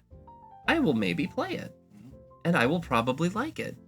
And then I ended up playing it like 3 times. Because during that point, and then I played it again afterwards, it was like, wow, this game's a lot darker than I remember it being. Oh, very much. I look back into all the stuff that I was into during that like long depression. That's when I was into Holic. That's when I was into Tsubasa. That's when I was starting to get Let's be into... fair, you kind of had to read Tsubasa alongside Holic. But the point being, that's when I was starting to get into like... That's when I read 1999. Oh lord, X 1999. When's that anybody gonna remember that? The point being, that was when I was at like an arcing depression point. Mhm. Bane was a completely different Mhm. situation. That was me letting it go. This character was me coming to terms with living with this. Mhm. And having to realize, hey, these are things that have happened to me. I'm not just going to sweep these under the rug. I can't just ignore this. Some parts of these things happen to be a thing that's not exactly going to go away. You either have to learn how to be able to face it, or happen to put yourself further under a spell. I would get so angry over nothing. Like, as it's like, okay, step 1, I can feel emotions again. That's great. 2, what do I do with these? Yeah.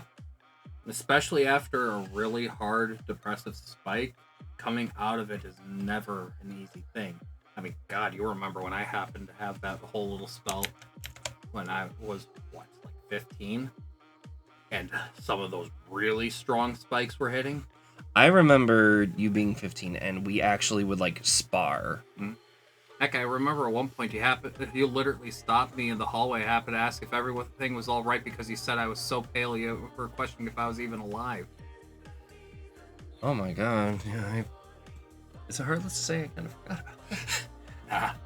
Like, not like I blocked it out, just like I don't remember it happening. Yeah. But this character is me coming to terms with that, and also coming to terms with my first toxic relationship. Unfortunately, at that time you had a few. Oh god. Like, okay, some people will jokingly be like, aha, yandere girlfriend, yandere girlfriend. I literally had a yandere girlfriend. Oh, yandere, she was extremely dependent on. Which one?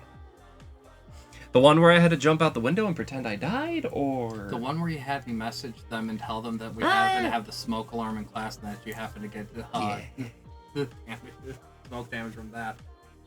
Just so that she would finally happen to stop, and then she happened to go through some of our friends to happen to find out other things about it.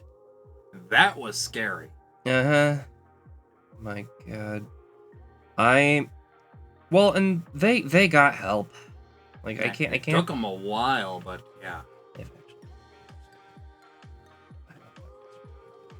So did finals, like, on the verge of leaving them. I haven't talked to them either at least 2 years.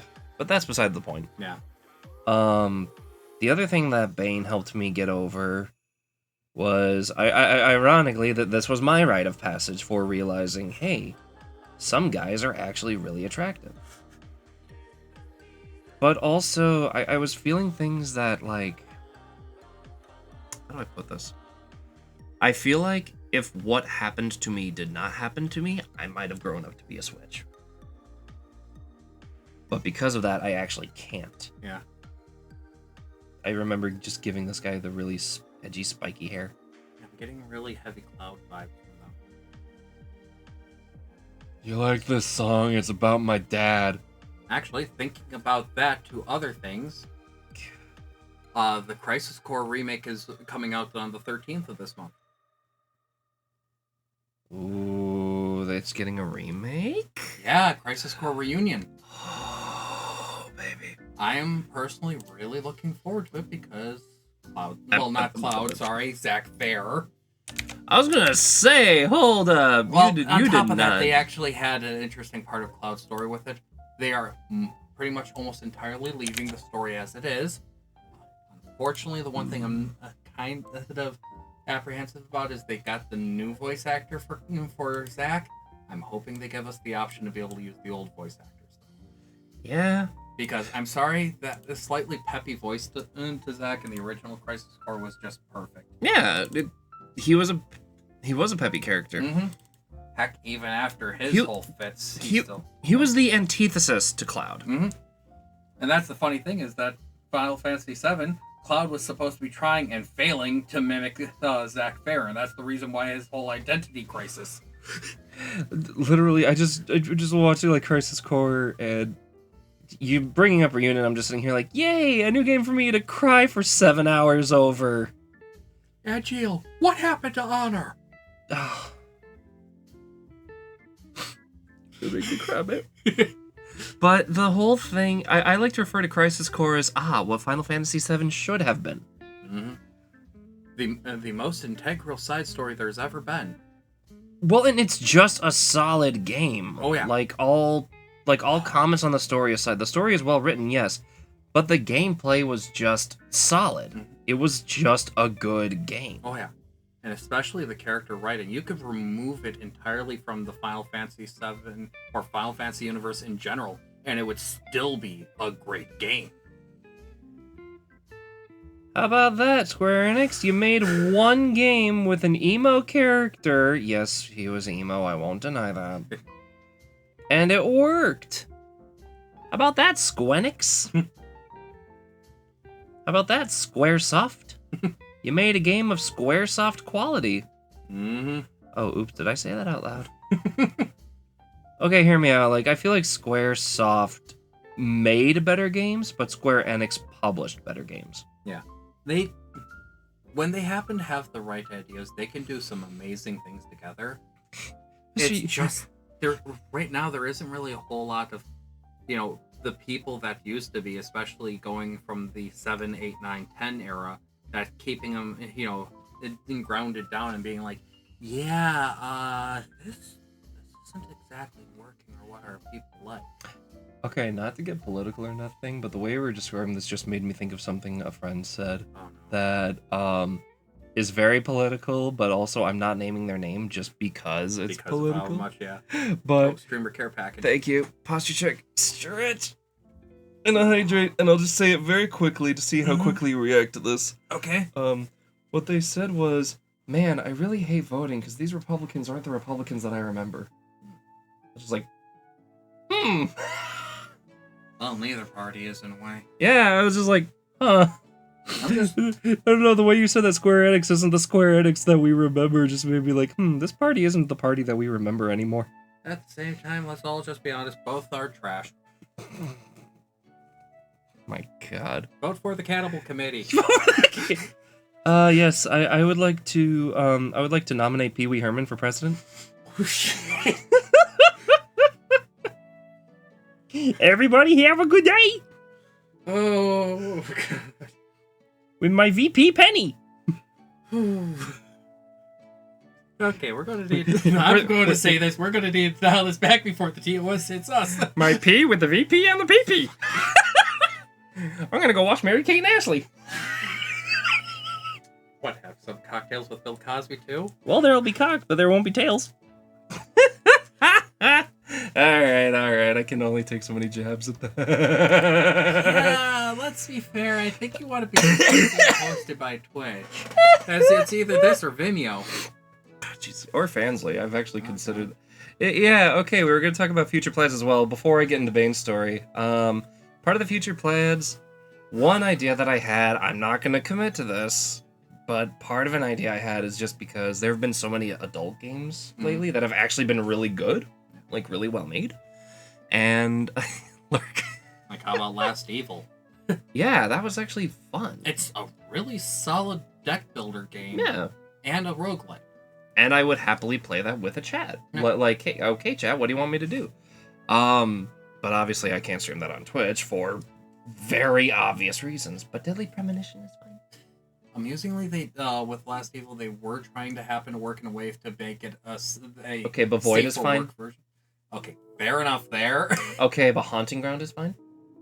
Yeah, I'm gonna say this. What probably saves the Void a bit is also the fact that it happens to be a Russian game. And it's tasteful nudity. Oh yeah, and sans Ava. Which even then, when she tries to seduce you, she tries to seduce you with her wit. Mm-hmm. Her body's just a plus. It's kind of like Yennefer from The Witcher. Mm-hmm. It's like yes, they're beautiful, but also the sexiest thing about her is that gray matter. This woman could have been a theoretical physicist if she wasn't stuck in the afterlife. But also tits. So this is what the hot scientist looks like. This is when I started to get really like into the fashion of these characters too.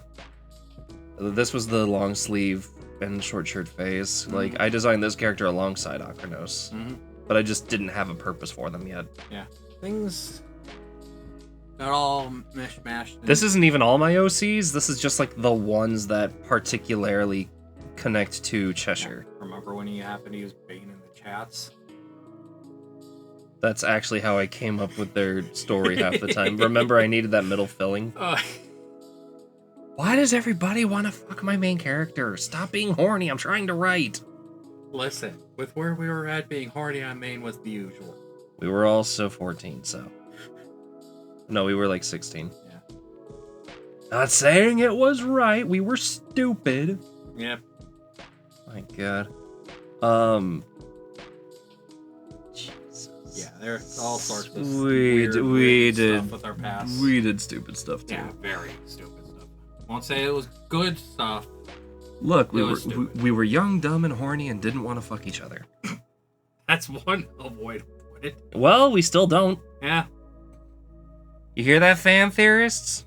Sorry, people. Sorry, Matt Pat. No yaoi shipping here.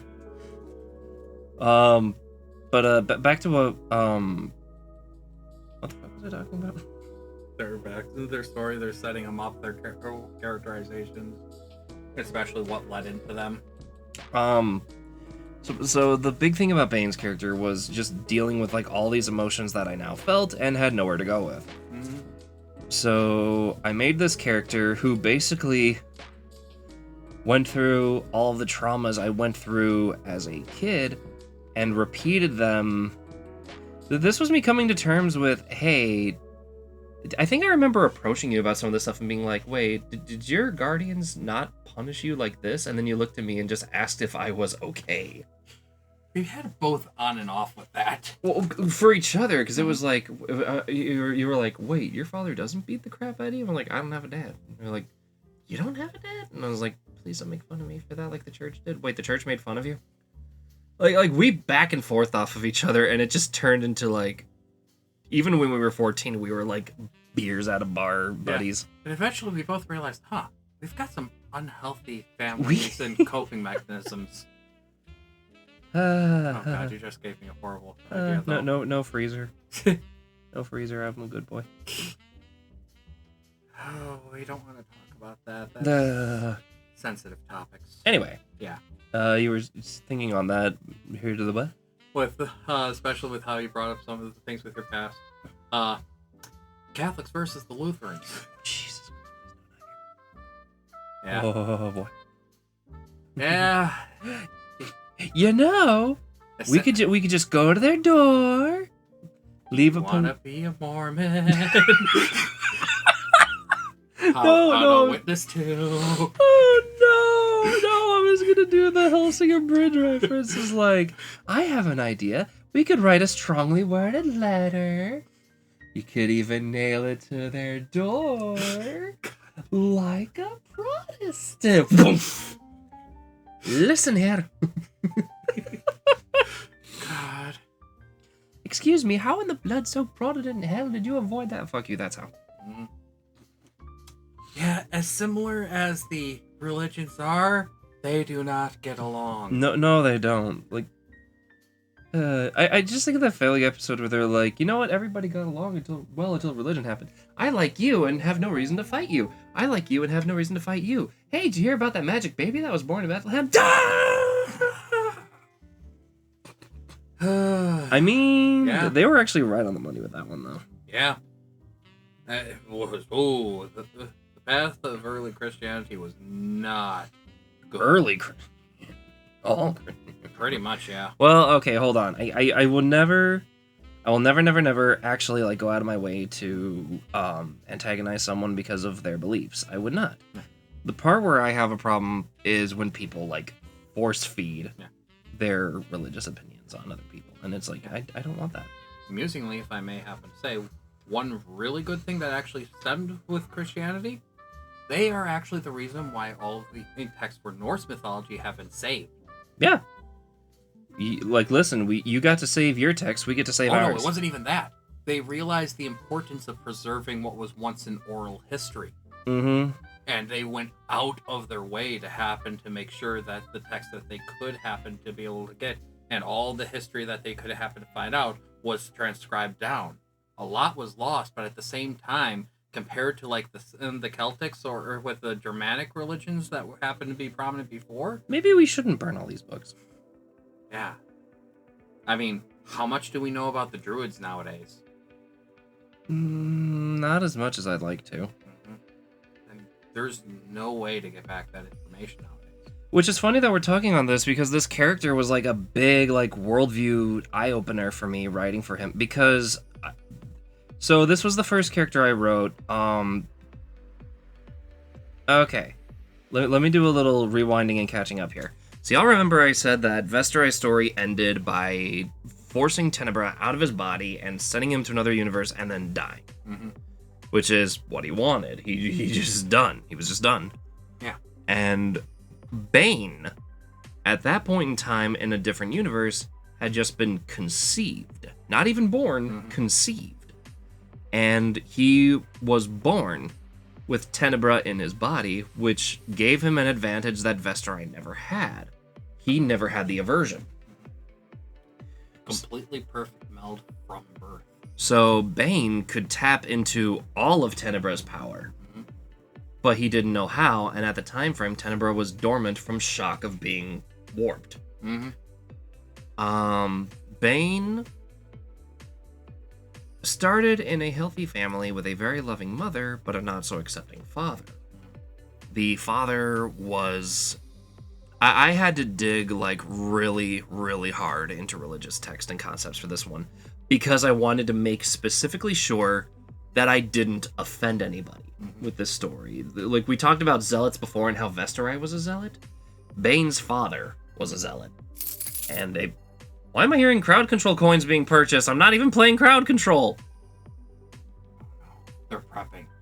Nick, are you saving coins for next year? They're prepping.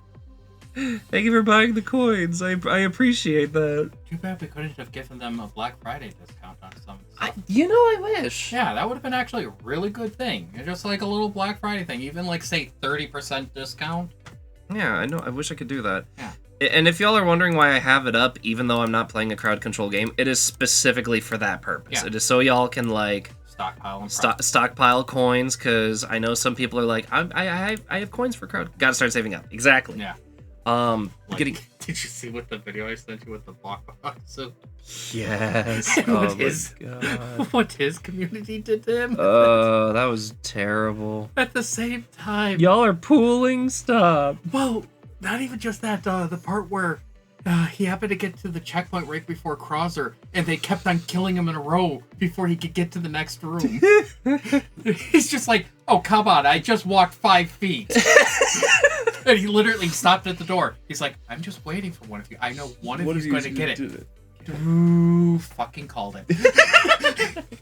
But no, so getting back to this, I wanted to make 100% sure I didn't offend anybody's faith, but I also wanted to call out something that I experienced as a kid, and frankly, that up until I met you and had someone to talk to about this, thought was okay. It wasn't, first of all. There's a lot of stuff that goes on in this world that it's not okay, and people need to hear that it's not.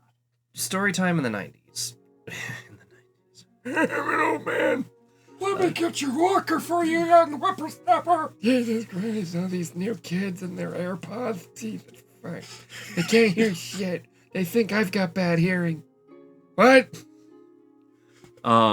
They think they've got bad hearing. They haven't seen my memory yet. Who are you? I'm your grandson. I have a grandson? I have a son? No, you have a daughter. I knew he was a bear. Okay, so what the hell did we happen hit Brandon Rogers level comedy here? Anyway. Yes. Moving on. So, story time when I was little. And I'm sorry, I guess trigger warning. But I grew up in a very Catholic society.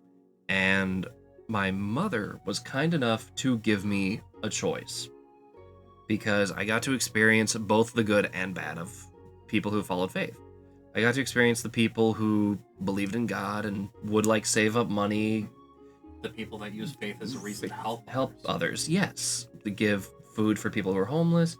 Especially, do you remember there was like that super cold winter in 2000? Oh god, yeah. I remember that because my cat got out during that time. It was like 13 feet of snow outside, and it was ice. It was negatives for the whole of January. It was a very cold year. But that was also the year that I actually would like help the church take out, like, we would take out chicken broth, and we would have it in like a keg. Like this heated keg. And we would just give we would have the homeless people line up and give them like a keg of hot chicken broth and a loaf of bread. Really nice. And that was our tent, and then the tent next to ours had flannel blankets. Really? Yeah, like we couldn't necessarily give them a home, but we let them stay in the church. Yeah, you could do what you could to help. Yeah, it was a little bit here and there. Flip side to that, I also got to experience being an illegitimate bastard son. Like, I talk about branch families and stuff in anime all the time, especially when Fruits Basket came up and was explaining, this is a branch family, this is the main family. They're like, that doesn't happen in the West. Oh, yes, it does. It just goes by a few different names. Being the black sheep is a branch family. And I was the black sheep of the black sheep. So, I got to innocent little 3-year-old me. Was, we were getting our tickets for, the children's concert, because all parents want to see their 3-year-olds sing incoherently. I want my Christmas. Being completely drowned out by the one kid that has no volume control. Yeah. Mom, I crap my pants.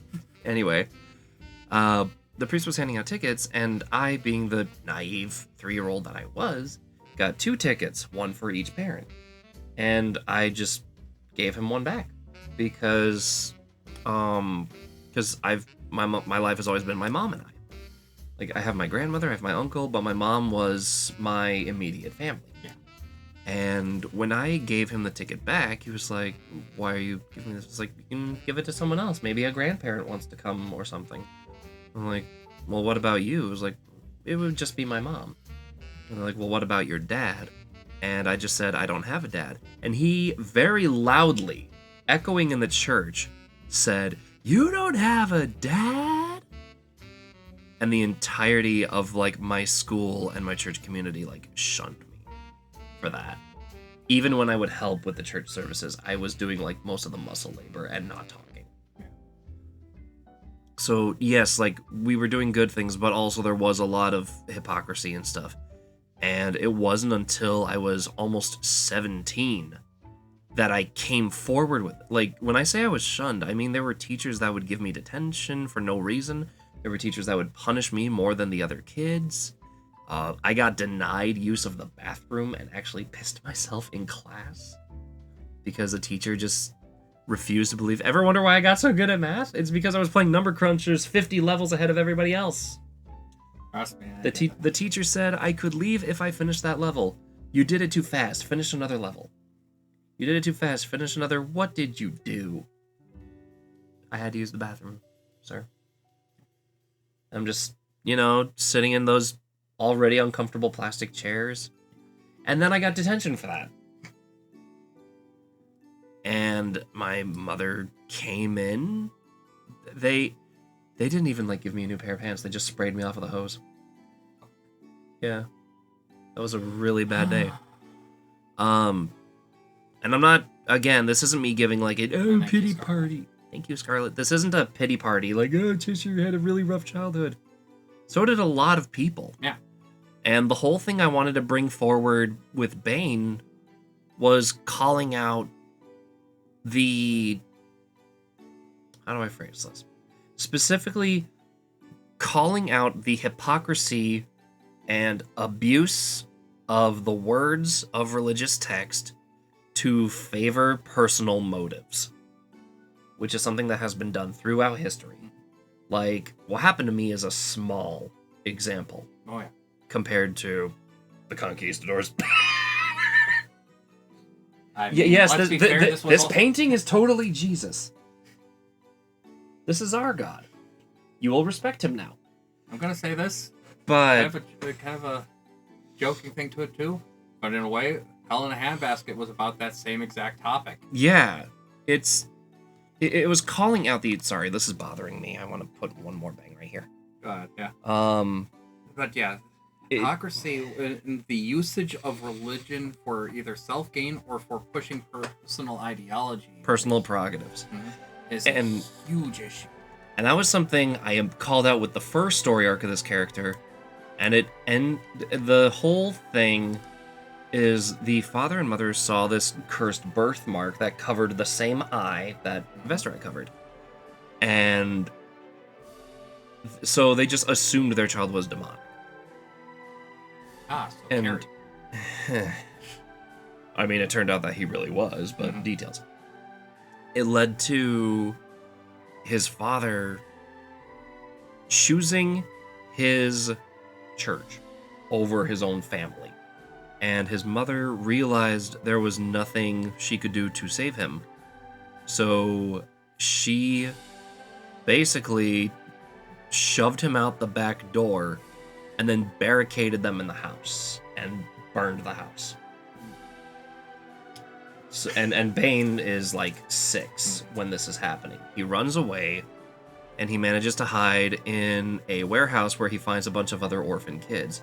And another thing I wanted to call out growing up in the city is, I know you're going to hear a lot of, Oprah Winfrey saved the orphans, we're helping the people in Africa. You get maybe 20%. That's if you're lucky. And that's a fact. Oh my god, I didn't even realize how much I was actually calling out with Bane. Subconsciously even then. But Bane became more accepted in this group of just street kids in this warehouse, and he became one of their bigger gang members. So he wasn't very educated, but he learned more on the streets than he would have in a textbook. I think I actually put that he doesn't know how to read or write, and he wouldn't know how to read or write for 200 years. We'll get to that later. Oh, what, you have a literal demon inside you. It affects you on more levels than one. His parents wouldn't give him an education. They didn't know what to do with him. And the mother was good to him. She took care of him and fed him, but realized some part of her deep down had a resentment and a fear. And it's because of that she chose to self-destruct with them. Some people just can't cope with things around them. So she did what her maternal instinct felt right. And Bane grew up, I believe he was 22. So he had been in this warehouse for like a solid, God, like 16 years. Yeah. Oh, no, 14? 12? 14? No, but 16 because he said that happened when he was Like 6. 6, yeah. Yeah. So he grew up to be like one of their better hitmen. He rarely spoke, but he fought. Except when it came to one person where he would talk a lot. And it was his girl, it was his crush. And she liked him back. They had like a very big bonding moment. And then someone else in a neighborhood gang found out that he had some kind of a demonic mark. And so there was this big theory that part of why he was such a good natural fighter, and this is actually true, is because he actually was a demon. Mm-hmm. Like a demon was real. And this other gang member became so obsessed with it that they busted into the warehouse and slaughtered the entire, like they slaughtered the gang members that were there, which were mostly kids. Yeah. And Bane comes back to this, and he sees the love of his life being, having things done, and then being killed right before his eyes. And he can't do anything to stop it. When he sees her dead, he completely shuts off control, and that's when Tenebra wakes up. After all these years of being dormant. Such an emotional trauma was able to break them out. And what's interesting is, like, think about this for a second. He was able to tap into this demonic power when Tenebra was asleep. Like, he had, like, unnaturally strong... He was lean. He didn't have muscles. It was kind of like the bits of the power leaking out the here and there. Yeah. But now this was full force, and he had no way of controlling it. He completely blacked out. And the next thing he sees is the enemy gang wiped out, and his own gang wiped out. And he realizes, oh God, I killed them all. I didn't just kill the enemy, I killed everybody. And he then, at this point, this is all like quote-unquote season 1. Keep that in mind. There's like 14 more to go. I wrote this whole shonen story in my head. Yeah, back when making DVC-length stories was a popular thing. But in this case, I was able to do it right, because I could start and end each season the way I wanted. It was until I got to the middle part that it got weird. Well, the biggest problem with the middle is figuring out how to tie in to get to the ending that you want. Like, sometimes the reason why a short story works really well is that there's already a concrete plan for all of that. Mm-hmm. Sometimes a long story happens to work well for that exact same thing. You've got an idea for each progression part. Mm-hmm. And then you just need to know how to get from A to B. And then you get things like Inuyasha. Or Rama 1/2. Sorry, Miko Takahashi, I love your stories, but... You write so much filler. Anyway, because we've got like... Yeah, there's like a lot 40 minutes-ish on this, and then we do the AMA and future plans. Yeah. So, Bane, in the story, canonically spent 6 days without sleeping, without drinking, without eating, making graves for everybody, and that's when he realized, I should be dead right now. Like, I've gone this long with that. By the way, I actually found out the human body can go, like, that long. It can long. go 5 days. 5 days. After that, you're... the chemical imbalance can actually kill you. So this is the 6th day, and he's just like, all right, something's happened. Something is keeping me nourished. I'm not getting the hallucinations yet. Yeah, like what is happening to me? And he decides to do a Sudoku after making all the graves because he cannot live with the fact that he killed all of his friends and loved ones. Tenebra, realizing what was about to happen, refused to allow this and forcibly warped him into an alternate reality. And that's where Bane gained the ability to tap into all the power that Vestorai couldn't. Mm-hmm. Like, where Vestorai rejected the demonic power, Bane's body accepted it, and because of that, he gained the ability to essentially transcend space and time. Mm-hmm. Because Tenebra just flat out refused to die. It's like, I've gone this far, the demon generals are waiting for me to get back, I'm going to slay them, and I'm going to become Demon Lord. literally that is We got like a there first. primal beast at this We point. got there 2 of them before. There's just one more I need to really take down. And Bane didn't want to let that happen, and the thing that Tenebra was not ready for was because he was asleep for so long, Bane got used to him being there and could just block him out. Yeah. I mean, it's a completely natural part to him. now. It's like, imagine if Venom wasn't able to assume control at specific points over Peter Parker. You mean Eddie Brock? No, Peter Parker. I mean more like what happened with the Peter Parker Venom. Yeah. Which occasionally still makes some small appearances. Yeah. But so now Bane had this new objective of, if you're not gonna let me die, then I'm gonna do whatever the hell I want. It's like, no, you're gonna go back to this dimension and fight the demon. Hey, Tenebra? Yeah, shut the fuck up. You are mine. Didn't the whole thing Venom start with Spider-Man? Yes. Yes. The funny thing, if I may, Mhm. The whole thing with Spider-Man, at least with the Venom symbiote, actually started as a finale to an event. This is what was the original Secret Wars storyline, which involved the Beyonder. His suit was damaged, so he went to the Fantastic Four to get a new suit, and instead got the symbiote, which nobody knew at the time was the symbiote. It was after a lot of other explorations and explanations that they found out, and then, well, the whole Oops. church scene and Eddie Brock. Yeah. But so Bane's journey became one of him, like, going across space and time. And something that I had established in Vestrai, and this is where I wanted to separate the difference between magic use of demons and magic use of humans, is that humans could use magic, but they essentially had, like, a limit to how much they could actually do before they would have to recharge. And even then, like everybody had, like, a different limit. You could do, like, a small spell, like shoot water out of your finger, and then that would be your fireball. Yeah. Okay, you can no longer use magic for the next 3 days. Some people could make a bigger fireball, like they could train themselves to, like, enhance their pool. It would just come at the cost of deteriorating their body and life force. Or making it so their usage was more efficient with what they had. Exactly. They had a hard limit, but they could figure out how to use it better. You can now cast that one fireball more often, and you can make it bigger and flashier, but all you're doing is just making the outer ball. You're not actually making a fireball. Yeah. Demons, on the other hand, their magic was consistently recharging. They still had a limited pool, but It filled up a lot it faster. filled up even while using it. And in the Demon General's case, it was that their pools were so massive they were seemingly limitless. Bane had the benefit of being a human and learning how to transcend that limit and stretch it even farther, which a demon could not do. Yeah. But he had the demonic recharging, so after time, his magic just became infinite. Virtually infinite.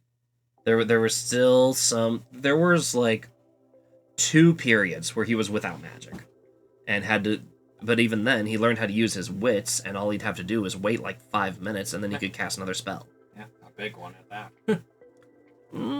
Like Big enough. big enough to distract and run away. And Bane spent his eternity learning how to read, learning how to write, and he turned himself into a walking arsenal of magic. He was studying specifically the forbidden magic of life and death. And everyone thought, and a lot of people, like a lot of mages, hated him for this because they thought he was trying to break the rules and bring somebody back to life.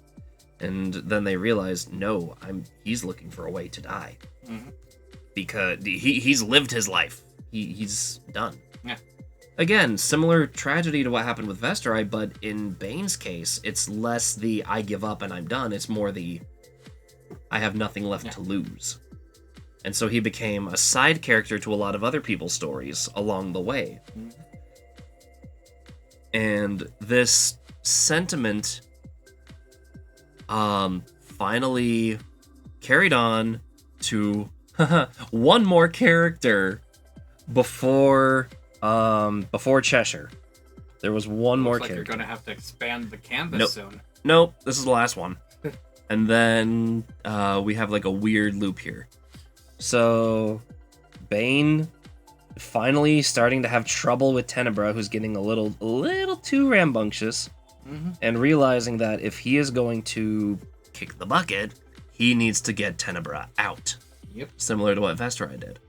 After In all. fact, it's Vesterai that tells him that. He finds Vesterai in that universe before timey-wimey things.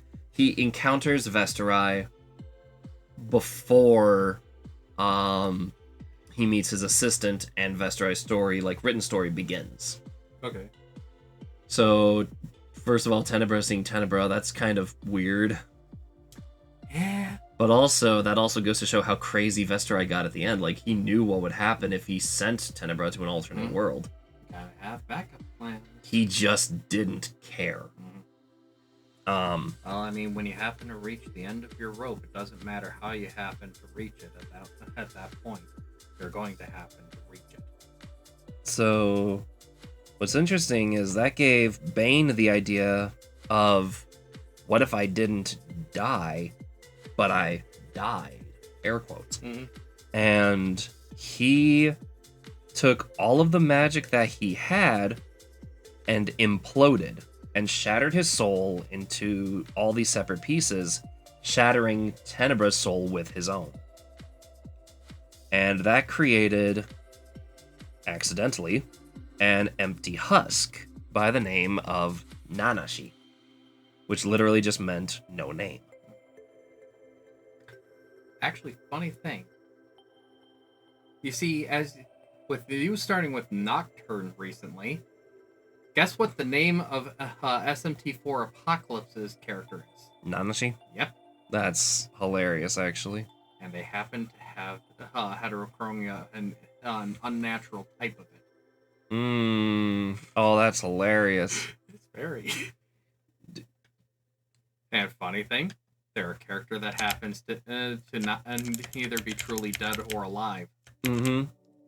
So, Nanashi was a very interesting character to write for, because where Bane was incredibly emotionally driven, Nanashi was not. Nanashi felt absolutely no emotion whatsoever. And, oh god, I'm doing the emo swipe again. This guy didn't have the emo swipe. He had I just remember he had really poofy hair.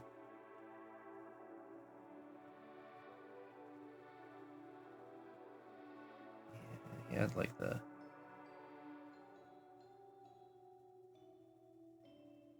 absolutely no emotion. But the whole thing about Nanashi is that it was a body with no soul. It was a completely empty husk. And so, despite all the trouble that Bane went through to shatter his own soul, Nanashi then had only one purpose. And here's where this gets dangerous. This is an empty husk that has the massive mana pool and regenerative power of a demon, but no control. Nanashi was nothing more than a broken doll. I think what I did to write their story was I wrote multiple stories with multiple characters that all just kind of got in the way. This was a horror story. And Nanashi's only purpose was to gather back the broken soul fragments that were left behind from when Bane exploded. The ironic thing is that Bane is not dead in all this. He just kind of became empty body and soul. By the way, I had not played Kingdom Hearts yet before making this character. Well, more precisely, you hadn't beaten it yet. I played Kingdom Hearts 1. Yeah. I had not played 2, which is what led into this. And again, I just kind of this moment of, God damn it, somebody did it first. Let's be honest here, even with the chat. How many of you had played Kingdom Hearts 1 but beaten Kingdom Hearts 2 or one of the other games before beating Kingdom Hearts 1?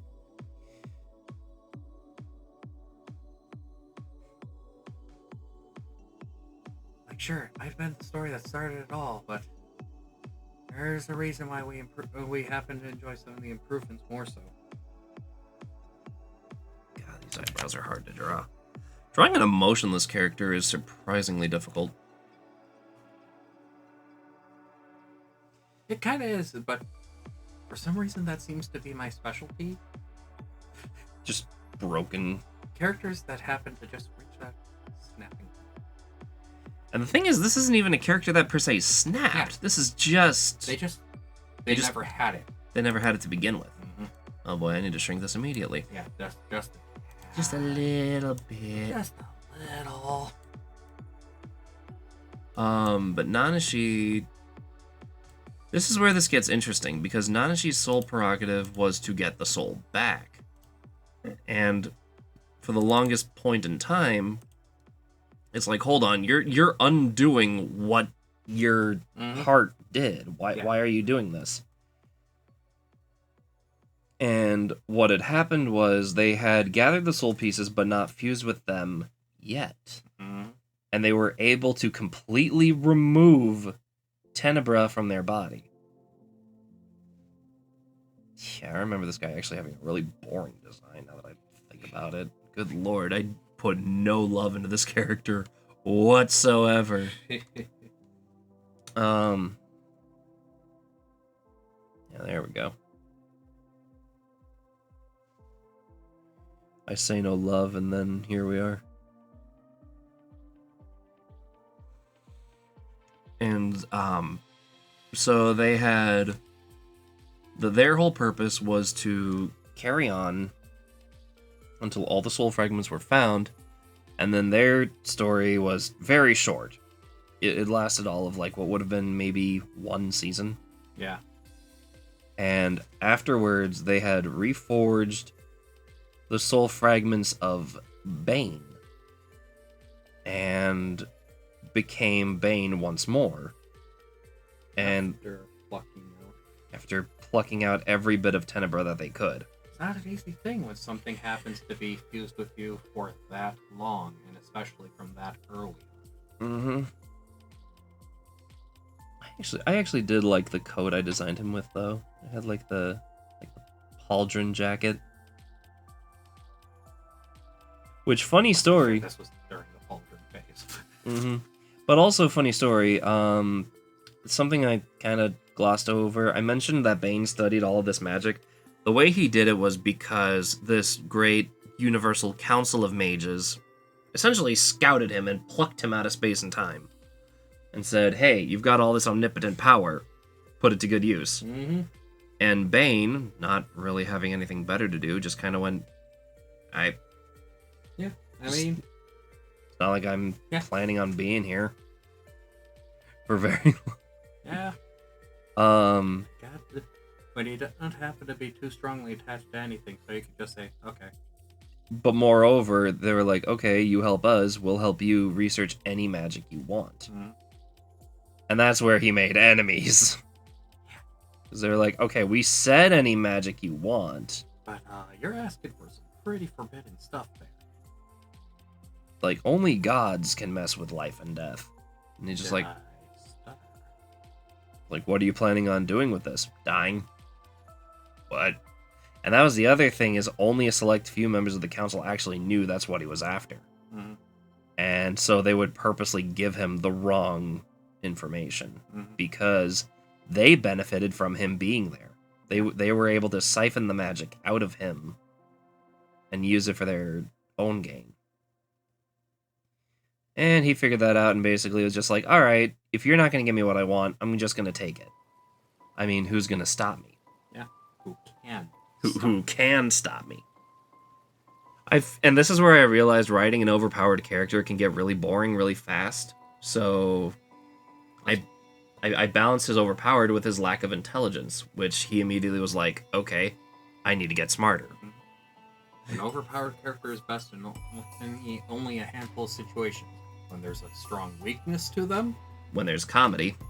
Or when they happen to be the background character to their own story. Alucard. Alucard or even Saitama. Saitama is the comedy. He's a bit of both, because, I mean, think about it. All the major fights, he comes in at the end and then resolves it. He's never the leading point in the middle. I literally fought this character for 3 hours. There's no way you can... So there's a silk. Dennis? Master! No. But no, so the reason all of this comes forward is what Nanashi did when putting Bane back together was they plucked out the soul fragments of Tenebra. And at this point, Tenebra had been shattered, hibernated. What else? Yes? What happened to them? Yes. Yes. Everything. It's more of a question of what didn't happen to them. Their goals. Their dreams. They never became the Demon General. Oh, so they're a canceled storyline. Actually, yes. But the funny thing is, because of what Nanashi did by putting Bane back together, he essentially had Tenebra's soul, but Tenebra no longer had a body. So, the ending of Bane's story is that Bane now is mortal and time is moving forward. He doesn't die instantly like Vesterei did, because Bane has a whole new problem now of he expanded that magic pool so far that now he has to wait thousands and thousands of years to finally die. But he got what he wanted and can finally be mortal again. Yeah, it's just, Gonna take a while. Oh, look at a Harry Potter magician. But those soul fragments that were left behind of Tenebra, it's not like they could just be erased. Mm-hmm. So, before Tenebra could be put back together, they purified it. Oh. And it was no longer a demonic energy, now it was just energy. Yeah. It was just magic. And what the council had wanted to do with this is use it as a never-ending battery, essentially, for their magic. What they didn't expect was that it would just manifest its own form, and that became Xeshire. Which is funny because Cheshire's original name was Schrodinger. Oh, Lord, I remember that. It made more sense for Cheshire to be called Schrodinger at the time, but I thought that was a little too tongue-in-cheek, so I called them Cheshire instead. Mm-hmm. And I never gave Cheshire a final design. I purposely just left them as like this long-haired character, no clothes, no figure, no genitalia for that matter. They were literally just an amalgamated being. They simply are. Because that's exactly what they were.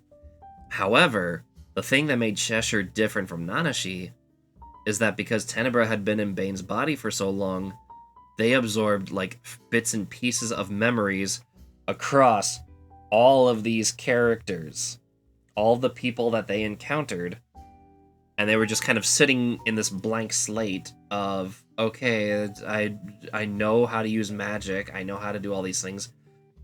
Cheshire was magic itself in its purest form. And in the last 3 chapters of Bane's story, the council had approached this new life form and said, all right, we had accidentally given birth to a god, what do we do with it? Hey, so you're a god, and therefore you are responsible for using all of your omnipotent powers responsibly, and you have to use it to aid all of life across all of these universes. You are now responsible for these life forms. And Cheshire just kind of listened to all this and just said, no. So they pulled an Eric Cartman. Yeah. Screw you guys, I'm going home. Pretty much. They're like, and they're just like, excuse me? And they're like, no. Like, are you going to get in our way? No. What are you going to do? And then he went through like the strongest memories being Bane's. Mm-hmm. And he just kind of thought, and they were like, I'm going to open a coffee shop. What? I'm going to open a coffee shop. And they're like, but you're not going to get in our way. No. What part of coffee shop didn't you understand? Because Cheshire had all the power and all the want, but no goal. Yeah. What's the point of utilizing this omnipotence if it doesn't happen to get you at least something that you happen to want? What they wanted. A reason to exist. Yeah. So start with something small, something that happens to be comfortable, something that happens to be you. And then Cheshire met the same kind of like scenario that Bane did for a while, where they just became a side character in other people's stories. I remember having Bane like pop up as like a character that would drop like a little bit of life advice. they were the convenient like background character that were just like, I'm no specialist, but I think you should try this. And then they were like, it gave my other characters something to stipulate off of. And that was exactly what I wanted them to be. Mm-hmm. They were the all-powerful, omnipotent, all-knowing character. Just kind of a nudge in the right I direction. can't apply this to myself, but I can help you along. Yeah.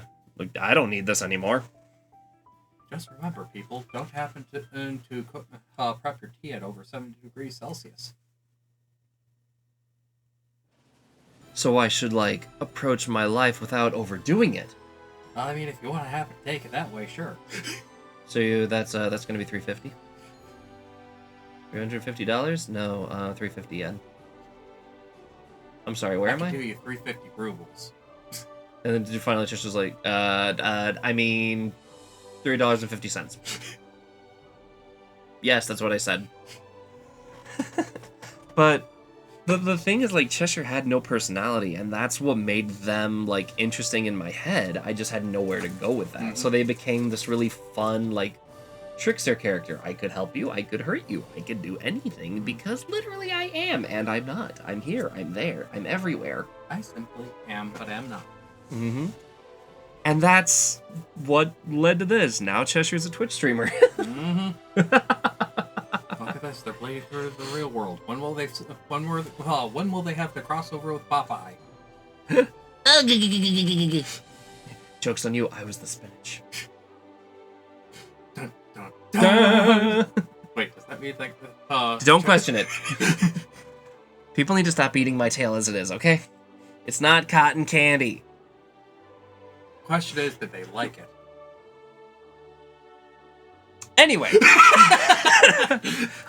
So I guess we're moving on to a bit. Does anyone in chat have like questions or stuff for like? Fire away with anything, even the slightly awkward stuff. Because we're also going to be like talking about future projects carrying on, and I do have to double back and re-record this stream. Actually, thinking about stuff like that. Part of the reason why I'm actually working with Transcend the AI is actually for the card to be able to get specific results that are wanted for specific points. Unfortunately, and instead you're getting furry porn.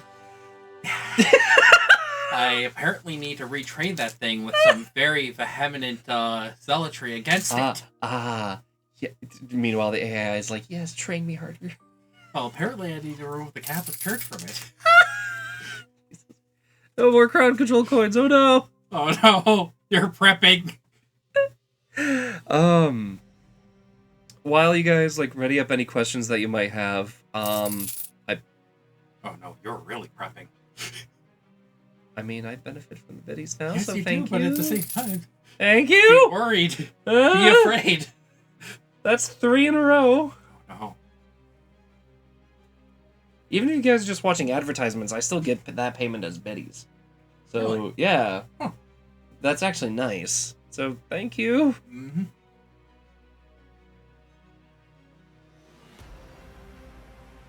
No. Yeah, feel free to happen to hit up with anything. After all, this is the time to do so. Drop in questions, and I will talk about the future plans as we answer questions along the way. God, I think I'm still hearing the coin sound. Is it broke? Hold on, let me... I'm waiting for the chat to reload. It kind of bugged out for me for a moment. Okay, it's still just 3. I think it did just bug out a little bit. One future plan for sure, I'm not going to be focusing on YouTube episodes as much. Yeah. I'm... Oh, 10 spots. Cheshire chat, go.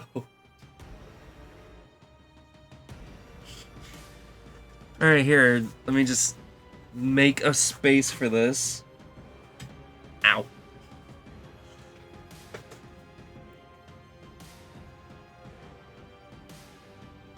One.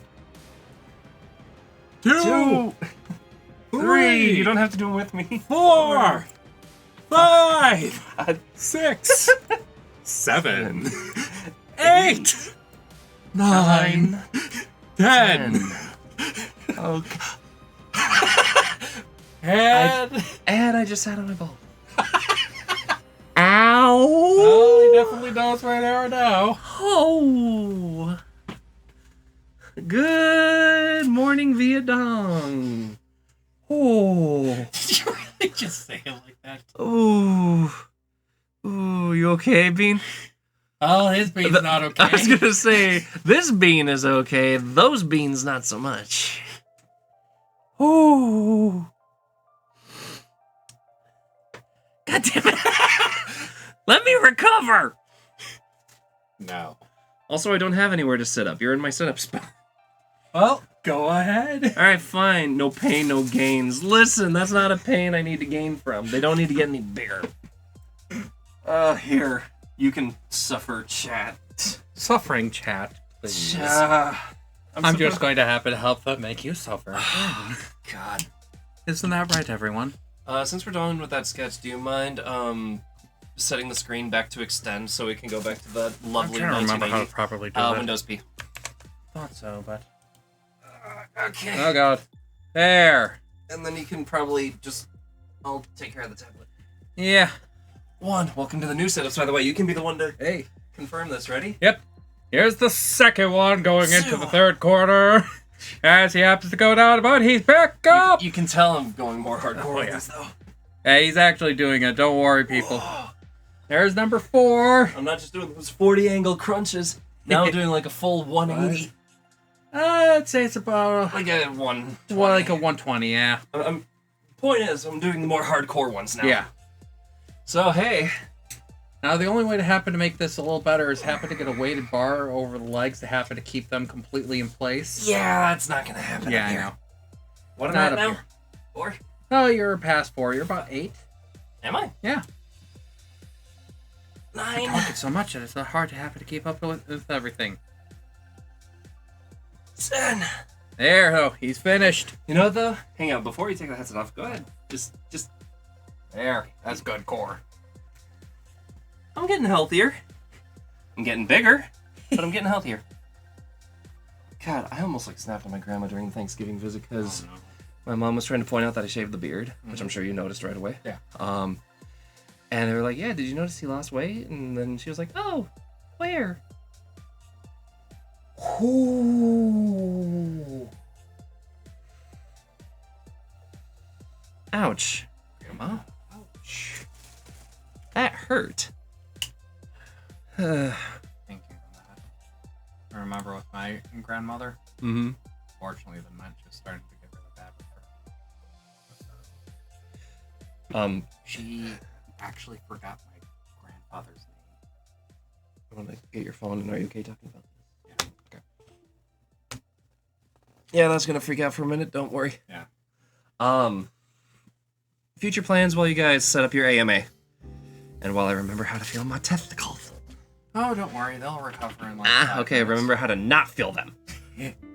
Oh, wait, there's another streamer care package. Thank you. Posture check. Stretch.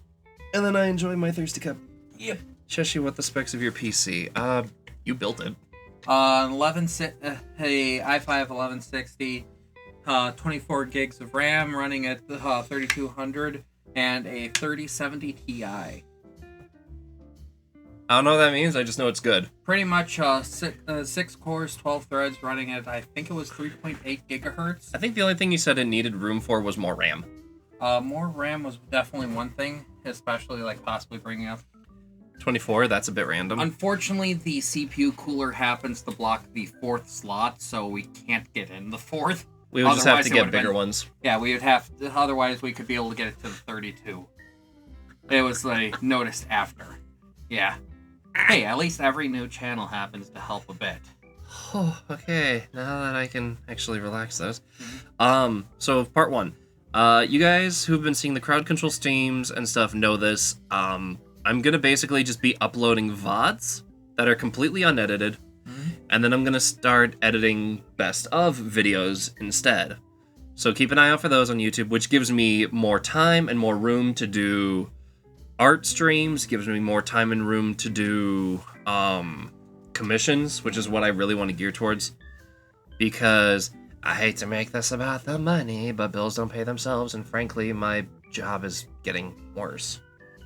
And I'm not gonna sit here and be like, give me money, I work hard, give me money. No, actually hire me instead. I would rather earn the money by like editing videos for you guys, Yeah. or drawing art pieces for you guys, or something I'm going to be opening up starting next year. I'm going to open into the idea of voice acting for doing like I did the boyfriend ASMR video, which I got hired to do that.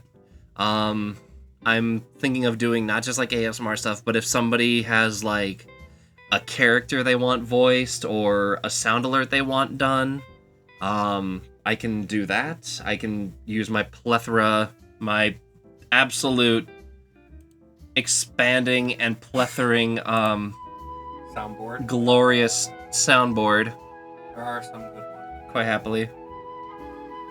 I can smell you. I want to make that a sound alert and like Dead by Daylight instead of hearing the like ring or spine chill. Just hearing Morgan Freeman, I can smell you, and spine chill activates. Please have that with the Outlast whenever everyone's hiding. But yeah, so I am thinking of getting more into voice acting. If people want to hire me to like read voice lines or something, go for it. I'll figure out prices like as we go. I'll treat those like my videos where it's like it depends on what I'm saying, how comfortable I am. 'Cause let me tell you, comfort ain't got nothing on a paycheck. Mm-hmm. And I know, I can hear it in the background. Oh my god, it's happening! Cheshire's selling out! Cheshire's selling out! No, I'm still me. Like, you can't pay me to say something that'll get me in trouble with TOS. That is something that I will not allow. Yeah. But, if you're just recording, like, a personal message, or you want me to say a line, like, in a voice as a character, that's different. And again, like, I want to know what the line is before I record it and before I get paid. That's another thing. But I am going to be mostly focusing on my Twitch. I am going to be focusing on trying to do some more community events with crowd control. There are some games that I know you guys really want me to play, such as, oh, I don't know, Danganronpa V3. I know someone is throbbing at the bit for me to play that, which is why I'm kind of binging the anime now. Yeah. It helps with easing the story in. There's that. On top of that, let's be fair, the Danganronpa 3 anime was actually a good story. Oh, it's amazing. I'm enjoying it so far. But focusing on the task at hand, Danganronpa V3, and these are just possibles. I don't know how many of these I'm actually going to get to play next year. Shin Megami Tensei is another. I have to, Finishing it. yeah, I have to beat Resident Evil 4 with crowd control. I'm planning on playing it the whole way through with crowd control. So that's going to be a fun event. All I can say is this: if you do it, no suicide. No. Yeah. No. Yes. Because No. if they happen to empty your inventory, get good with the knife. No. Yes. No. Yes. Roy. That guy did it. RE4 got crowd control. Yeah, it did. Yeah, I it's got a bunch some of pretty clips on funny that. stuff too. Okay. Chat forced me into professional difficulty right off the bat. Okay. I'm allowed. Also, you're not allowed to say that. You get what I mean with the game. It's weird. But I will be doing that. You take away my box, I take away that life and go back to the last checkpoint. I say this. Meaning I will happily suffer whatever room I just cleared a second time. Fair enough. Okay, so everybody with that know to empty his inventory after a really difficult room. So how much would it take to say Daddy Elon has got tier? $20. 500? $20 and a pack of gum. 500 for you. Sure. $20 and a pack of gum, and you got that. I will happen to make sure to do that in the deepest You way can possible. record it. You can record it. I say 500 because I hate the word daddy. Like, I genuinely... Blech. Daddy Elon has got here. Another thing I want to open up with... Snickers and Big Gulp? Ooh, you're driving a hard bargain there. I can't eat Snickers. Really? Fair enough, yeah. Yeah. Sorry, by the way, for the disgusting visual. I've seen worse. Listen, we don't need to have it try and raise this bar any further. Have you seen my backwards penis?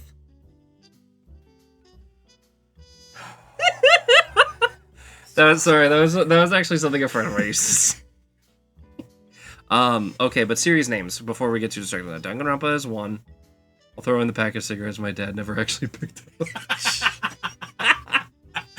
Oh god. Alright. That is one. I know a lot of y'all like when I play the RPG games, especially like story-driven games that I can read off of, which is why you want me to play Shin Megami Tensei so badly. Drakengard is one that I really want to start playing. Not just to play Drakengard for the first time, and Drakengard 2 for the first time, but so I can get to Near Gestalt, which is one of my all-time favorite games. Funny thing, if I may say, remember this, the storyline is 3, 1, then it branches off into Drakengard 2 and Nier. But I'm starting with the original Drakengard and going Drakengard 1, 2, 3. Okay. Just because it's how they released, and playing 3 spoils 1 and 2. It does, but yeah, I won't deny. So, that in some parts only makes sense if Yeah. you've played 1 and 2, which is weird because it's a prequel sequel. Mm-hmm. It's... The timeline of the entire Nier anthology is really strange. Because It's no Zelda. Huh? It's no Zelda. Kind of, because it's literally the best way to describe it is every ending is canon in a different way. Didn't we confirm that Nier Automata is a parallel between Drakengard 2 and Near Gestalt? Like the two worlds came back together? Kind of, yeah. It's all sorts of weird. Which is why Automata has 2 canonical endings that happen at the same time. Actually, The 2 E endings, I know that. the two variants of the E endings and the standalone endings too, because there's also the version of the ending where it doesn't lead into the E endings. You mean like the ending where you self-destruct and the... All of the parody endings are also canon, including the one where you eat the mackerel and die from it. Some still say that the floating, disconcerting head of the council member still has that ice-cold stare of disapproval to this day. Well, you eat the fish. You eat the fish, and it's just the situation of as you feel the oil congealing in every single one of your circuits and motors. All you can think of is, "Damn, that was good." Oh, that's right, they're Android. Mm-hmm. Yeah, that's like the fun part that you keep forgetting. But yeah, so I want to get into Drakengard so I can get into the Nier series. Mm-hmm. I know everybody's like, play Nier Automata, play Nier Automata. I'm like, let me play them in order. This is the same argument I had with Frambeau, which, by the way, Little Misfortune is on the board. An eventually thing, but it is on the board. It is on the board because you guys wanted me to play Little Misfortune this year, but I wanted to play Frambeau first. Other story-driven games, I also do want to play Sally Face because I never played that one. Yeah. So I can actually record a first-time experience. And I mentioned Zelda before. I try to do one Zelda game every year because Zelda is like the very first game I ever played. Yeah. And I have to redo A Link to the Past because of drama with a co-star on that one. But because I did Ocarina of Time and Majora's Mask over the last 2 years, this next one is going to be Wind Waker. And I have established that I'm going to play Wind Waker, but Wii U version or GameCube? Wii U version. Okay, good. Because, one, I want the more beautiful graphics. I really Fair do. enough. Also, I don't have the GameCube version. Really? I might, like, somewhere. It's probably Buried somewhere. there's still valid reasons to play the Wii U version. Yeah. It looks nicer, and something I want to try to do is have more guests for that Wind Waker gameplay. Specifically because of all the points where you're just boat dog. When we find an island, it's somewhere over the horizon. But yeah, so I can have people to talk with on that one. Which is another thing. I can name all these different series. Devil May Cry is another one that I want to play for sure. Oh, definitely. I want to do more brainless action games too. Well, can you even call Devil May Cry a brainless action game? Maybe the first one, but even then. I was supposed to fill your heart with light. How about we also bring up the fact that was originally going to be Leon's design for RE4? Yeah. Yeah. They just changed the hair platinum and the coat red. Oh, no. Really? That's the funny thing. There was a lot of weird things that went on. Sword and everything? The sword part was added in when they made it Devil May Cry. Okay. But the guns, Leon was supposed to use the double Dual sword. guns. Yeah. Okay, that's actually kind of cool. That's actually the reason why in RE6 he happens to get the ability to dual wield handguns. Ooh, okay. Because, like, little things that carried over as part of the original concept designs. Doesn't he dual wield them in 5 too? No, 5 Or, was like- purely Chris. What am I thinking about? There was another one he appeared in before, like between. I'm thinking of Dark Side Chronicles, which would have been a prequel, so. Yeah, that one technically takes place before 4. But after 2. Yes. Because that was supposed to be the reason how he met Crosser. I wouldn't call it totally mindless per se, not me saying while playing DMCA 5 on my Steam Deck. Ooh, yeah. But that's another thing is I want to play Devil May Cry because that's another game series that just meant a lot to me. Mm-hmm. And I'm like, you're not going to play 2, right? 2 was bad. 2 was not bad. It's the weakest of the good games. And especially with the reboot was bad, which is why I'm not touching it. Yeah. I'm sorry, Ninja Theory. Did I just shit on your game like everybody else for a reason? Yeah. I will say this of everything. You're right. Devil May Cry 2 wasn't bad. It was very rough and happened to be trying a lot of experimental ideas. And that's what made it very Well, that and no one was quite sure where 2 fits in the timeline because... And 3 didn't help. Well, so here's the weird thing. If I recall correctly, it goes 3, 1, the anime, the manga, 4, 2, No, as far as 5. I remember, 2 does come before 4.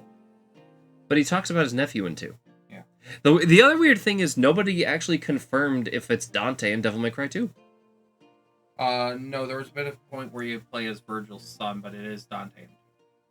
I thought it was 4 that you play as Virgil's son. 4 is where Nero was introduced. There's all sorts of weird stuff. Okay, so let me check. So 3 is the first one, Yes. followed by 1, followed by 2, followed by 4, followed by 5. The anime and the manga fit in after 1, but not After 1, but before 2. Yeah. Nero was introduced to 4. Okay, that's what I thought. There's all sorts of weird stuff though with the stuff. But it's good. Yeah. It's a good story. It was a great story with great characters. I still am holding true to if I hit 1,000 followers, I do an octopus run of Rule of Rose. Where I run around in the octopus costume with my spider crab canine buddy that still barks, by the way, and fight people with a giant tuna. Nero being oh yeah, I remember that. Sparta, that's what it was. Yeah, it got all sorts of strange. Sort of. It wasn't a bastard child. It was a bastard grandson. Mm-hmm. Virgil, you sick fuck. You literally just banged a demon for no reason. Look at you getting attachments. Disgusting. Shut up, Dad. Although the way they did V in 5 was actually really cool. And I like how you kind of see Dante start to become so obsessed with Virgil. But that's spoilers. Also, if I may, I also like how they showcase that age is really starting to get to the both of them. Yeah. And even like minor actions that they used to casually throw around kind of leave them gasping for air. Mm-hmm. They're getting old. Yeah. There's always a reason. But something else I want to do is I mentioned like making best of videos and stuff. Another thing I want to try and do more is have like people on stream, like have you on stream more often, have Final on stream more often. And obviously that's like schedules permitted, but it's so I can have like people to talk with and bounce off of, which is kind of why I really walked away from YouTube and started making. I should probably zoom in on this so you can actually see definitely. the art. There we go. Maybe a little more. There. Because now it's like, well, There we go. Perfect. Everything else. I can deal with colors later, Yeah. maybe. I don't know. I'll let y'all see what colors you think they are. Can y'all tell I liked Rave Master as a kid? Jeez. Oh, that's a series we haven't heard from forever. You mean Fairy Tail? No, Rave Master. I actually thought Rave Master was better. Significantly. And more. it was more tightly knit. There we Fairy go. Tail happened to rely way too much on the power of friendship as if we're ending every arc. Yeah. Moving on. Yeah. The the reason I want to have people like on stream more often is one, so I have more people to bounce off of, and two, I want to interact with the community more. So I want to find not just crowd control, but like I see these words with friends. Mm-hmm. I've never played Gartic Phone, which is something I want to Can't do. say I've heard of it. So Gartic Phone is, do you remember Telegraph? How you like draw a picture and then like try to guess what it is, and then draw a picture based on that guess? Okay. It's the same thing, but it's online. Okay. There's also Gartic animations, where each person draws one page of an animation, and they all like animate something together. I will have to show you some of that because some of those get really good. So I want to do more community-based stuff. This also gives me like I said, gives me the freedom to work on commissions, which means the more commissions I take, not just saying like, hey, ding ding ding, hire me, but also the more commissions I take, the more raffle tickets get made for people of the community, and the more like video editing and artwork editing I do, which leads to more anime watch nights and community nights. That leads to more fun events for people to participate in the Discord server. So Just little things to be able to tie everyone together. Yeah. Make it so everyone can be able to participate. I keep saying I want to make a welcoming community for everybody, and then I end up not talking as much in my server outside of just making announcements, and I know, I'm sorry, I keep getting busy. And I know I'm making more work for myself by saying, hey, if you hire me for commissions and stuff, then I can do more of this stuff. But it's the truth. I keep working. That's just my thing. Assume that if I'm talking to you, I am doing something. And that's just the kind of person I am. I'm always busy. I mean, that's how life kind of is. You have to keep yourself busy one way or another, but we all, in the end, want to happen to interact with the people around us. Yeah. I want to do more anime watch nights. I want to do more movie nights, like maybe even do some karaoke nights on the server. Could be fun. Here's Outlaw Star. Watch it with everyone. Shh. That's an option. Yeah, I actually have that on Blu-ray, so if you ever really want I have it on Crunchyroll. Yeah, fair enough. But yeah, I want to share more things like that. And I also want to give people more of an incentive, not just to spend money on me, but also to actively participate in things. You're a community. You make this whole thing. And I want to make one more change. Something I've been bouncing around on for a while now, and this is totally up to the other people involved. I've been hearing a couple of my friends want to get into streaming, but don't know where to start. I am considering making the Lost Woods a community for people like Final, who is considering streaming, but doesn't really have the time. I know you bounced on the idea once or twice. Yeah, it's a situation of my schedule's so unstable. It's kind of hard for me to do it myself. That's why I do best as a guest. But also, I wanted to make sure there was time for a little advertisement space because I'm going to mute my mic for a second to make sure I meet approval with this on him.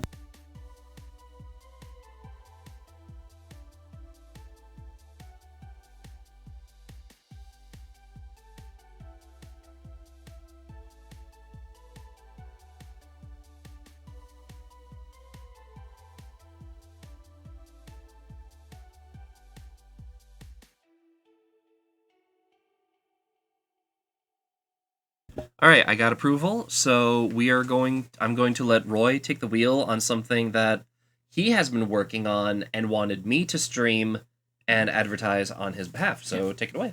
So for a while now, I've been having to work on a little bit of a card game. It's been a little hard being able to get some of the stuff together, but it is starting to get into at least a basic production phase. Once I happen to have enough ready for at least the basic first set, I will be happy to release a tabletop simulator version for people that happen to want to participate in it. I will leave the link in the server, and along with the Imgur link where people can happen to get the cards to be able to set up their decks and get the rule book so that everyone can be able to participate. and we'll be playing this in Tabletop Simulator. This won't be a VR chat thing. I've made it adamantly clear in multiple streams before. I know people go to VR chat. I know people interact in VR chat. It has become frankly, too traumatic an experience for me. Also not helpful with the EAC's integration to it. It just ruined the modding. People would find out I have autism and purposely overload me, or they'd find out I have PTSD and try to forcefully trigger me. How about the people even running the broken shaders that crashes the entire Your server? server. It gets bad. And I'm not trying to scare people away from VR chat, just understand it's not my thing. It was, and now it very much isn't, just because I only have bad memories tied to it. Yeah. Well, no, not true. If it wasn't for VR chat, I wouldn't have met One Little Piranha, and then I wouldn't have started streaming. So there is good. Yeah. There is good. It's just not a community space for me anymore. Yeah. So this will be in Tabletop Simulator, and we'll be... It'll first be Roy and I just kind of playing each other. I'll be figuring out...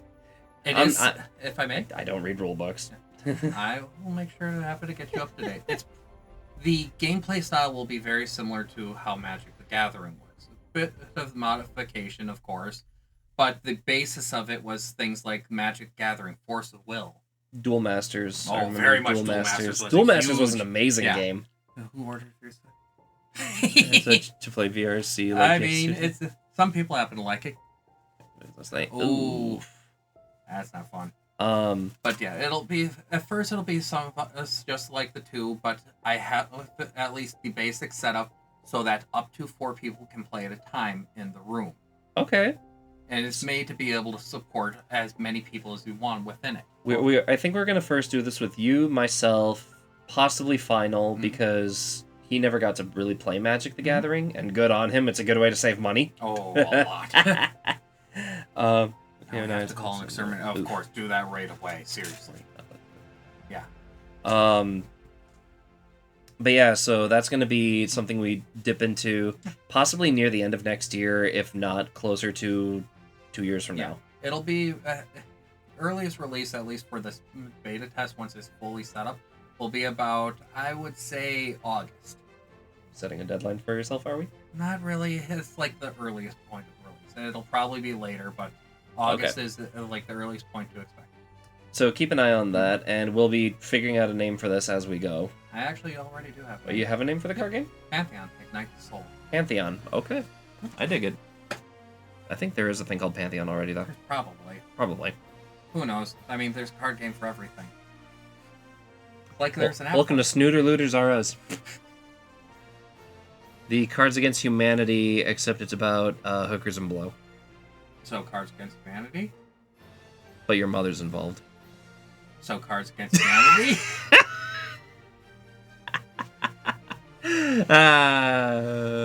Thank you for always being a good sport, man. I've never told you when she played around with me and the rest of the family. Maybe later. Yeah. We are getting to the 20-minute mark. Other future plans for sure. Cheshire is going to be getting more 3D models, and the whole reason I'm dropping this lore video is I'm going to give you guys a teaser. I'm going to give you guys a little teaser. We got some things coming up here. So as y'all know, I've been playing around with voice mod a lot. And, I'm just going to move over to just talking for a second. Where am I? There I am. So a couple of things that I'm for sure going to be bringing up is... We all know that Cheshire is a shapeshifter, and that I've just done this whole lore video. No, that's the tab I want. Because we are going to be looking into adding new forms to Cheshire based on the lore of everything that has happened up to this point. As I mentioned, they came through memories. So,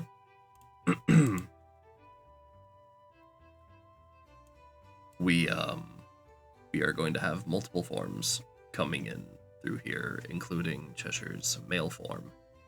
which is going to include more voice acting on my part, and also actively participating in personality changes that will be going through with each character. So there will be new form redeems, including a new human male form. We are also, of course, I can't just have a male form without also having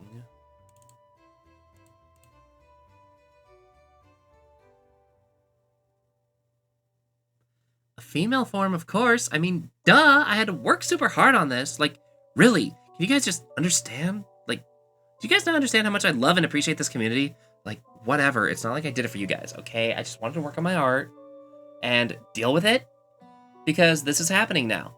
We're gonna be having different forms. And listen here, you little bitch. Okay, I know you want a piece of this, but deal with it later. And we're not just going to be focusing on human forms as well. I'm going to be adding redeems where you can infuse Cheshire with light or darkness willingly and forcibly shapeshift him a step further. When it loads. More cat forms? Meow. Many forms. You see, many forms. We'll be transcending. We'll also have an angel form, further based on the female form, which is going to be purely emotion and caring, condescending, but also shut the fuck up. Listen, I know better than you. I Now know happen better to than stay still. This is going to hurt a lot. I still have to get the voice mod to properly, like, I want to get a voice mod that I actually like for this one. Mhm. The one that I kind of had in mind for the form, let me make sure I hear it right, was this, but, lowering it a little farther, a little like this, I think. Oh no, I'm still working on it. We're getting there. Sooner or later. Yeah, I need to get a better voice mod for the angel form. But as you guys already heard once or twice, the male human form means also... come on. Load, please. Oh god, it's buffering. Uh-oh. I might have broken it. Oh no. And here we happen to see There we go. the hard drive chugging along. It all went burr. Mary Connor. So this is going to be an interesting one. To jump straight from... So this, where the human female form has angel form, I'm sure you can guess what that means for human male form. As you can imagine, I'm, really enthralled with this. Just a tad. So of course this means I have a demon form as well. Not the question is one more about the Nephilim. You realize we were both talking in this voice filter, so we're probably confusing chat right now. So you're evil. Oh, absolutely. His voice sounds moist.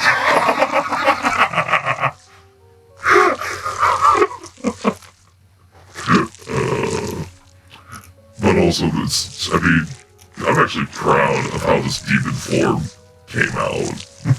Like, I'm genuinely proud of this one. But yeah, we went to the Cheshire lore video to expose that Cheshire will be having more forms starting next year. This is a side project that we're working on. So, yeah. Eventually, it will release for everyone. He's starting next year. Starting next year, the question is when next year. I don't freaking know. Working on it. Probably as soon as, like, I'm done with the vacation. Fair enough. So, Also too bad. You should have kept that voice mod going on for a moment. oh, any particular reason why? I'm just gonna be this. Yeah. I'm just gonna be this Actually, now. this is perfect. Do it. Yeah, here we go. Get the voice mod up for it. There's no voice mod for this one. No, it's that this is me. particular one you had before. After all, doors have locks and locks have keys, which you don't have. Let's hope that the doors are unlocked. You call that a tab? I'm surprised I didn't force. I have shattered it. I mean, pulverized it. But yes, so I get to be a kitty cat for the last 14 minutes. And then I'm going to be downloading this VOD, and this will be going to YouTube as one of the last videos I do. In fact, one more thing I want to say right now is, by this point in time on YouTube, the Kingdom Hearts 36.5 episode, because I did that in between episode where I fought Hades, will have been uploaded. So I'm saying this for YouTube continuity. This would be releasing on Christmas Eve. So Wonderful gift. the gift that I'm giving to myself for Christmas is the next 5 videos, something like that, will be the ending of Kingdom Hearts. Literally with my personal favorite title, which I'm going to very eloquently read at this exact moment. Let me turn off hearing myself. I'm going to very eloquently read this title as Kingdom Hearts Episode 41, the finale, the super special extra Fuck You Ansem edition. Which, by the way... Or you rob an old man asking, bitch, where my money at? Well, here's the thing. I don't know how many people remember this. Someone did the cat got redeem. head Thank you. Thank you for the head pats. I don't think they work on this screen for some reason. Maybe not. I'll have to figure that out. Yes. Sorry. Sorry, the head pats will arrive in due time. I got them. I got them in spirit. I believe it. Hi, wife. What happened was someone redeemed the cat form, and it was when I first, introduced it. Mm-hmm. So, thanks to you guys, I have to subtitle the entire Ansem fight. Because I'm meowing the entire time. It was. I was sassing him and everything. God, I was, too. I was like... I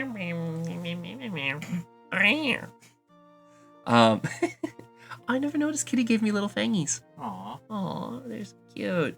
Chomp. But yeah, so that'll be Kingdom Hearts, and then the last video on the 31st, I am planning to release 2 videos, actually. One being all of the Twitch clips that you guys made. I'll be filtering through them personally with Roy and Final, and making a best of Twitch compilation.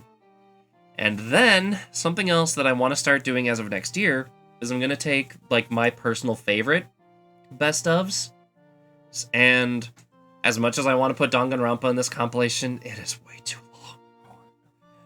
But I found out my video editing software has a limit of just a little over 12 hours.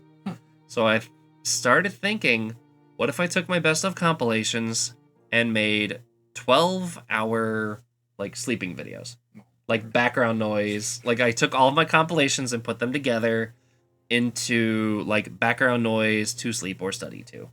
So you can just instead of going through all my best of videos, you can just go to that, and it would just be a compilation of best ofs. Which is where I want to say one more thing. Some games will not be getting best of videos.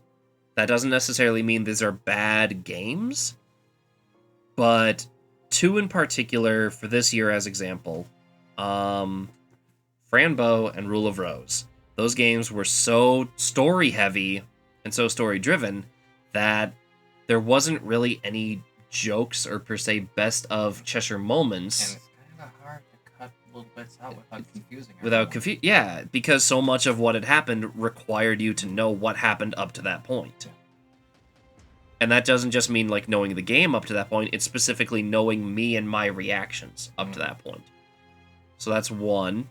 Rule of Rose being another for the same reason. Another example being special events like the Spooktober Donathon.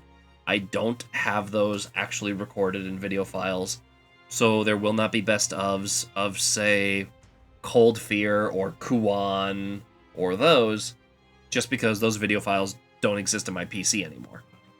A shame that the Kuan ones are lost.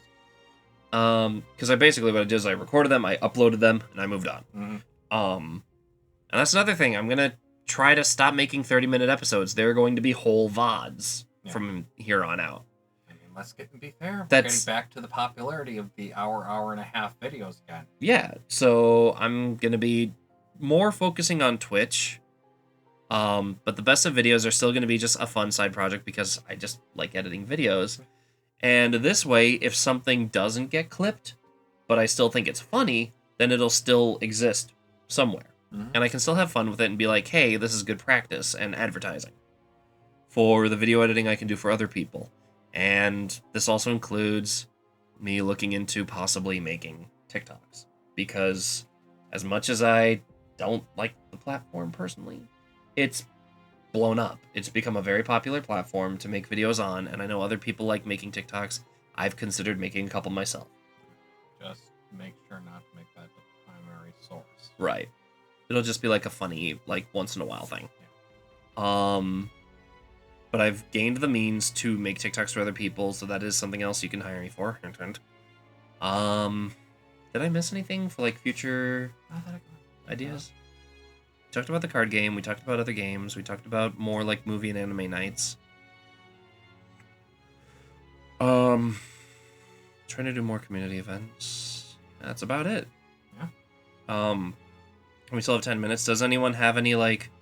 And when I say ask me anything, I actually mean ask me anything. It can be future plans, it can be personal endeavors. If you ask me about my bank account, though, all you're going to see is a negative and be like, here's my credit card. Ask him what his favorite straw is.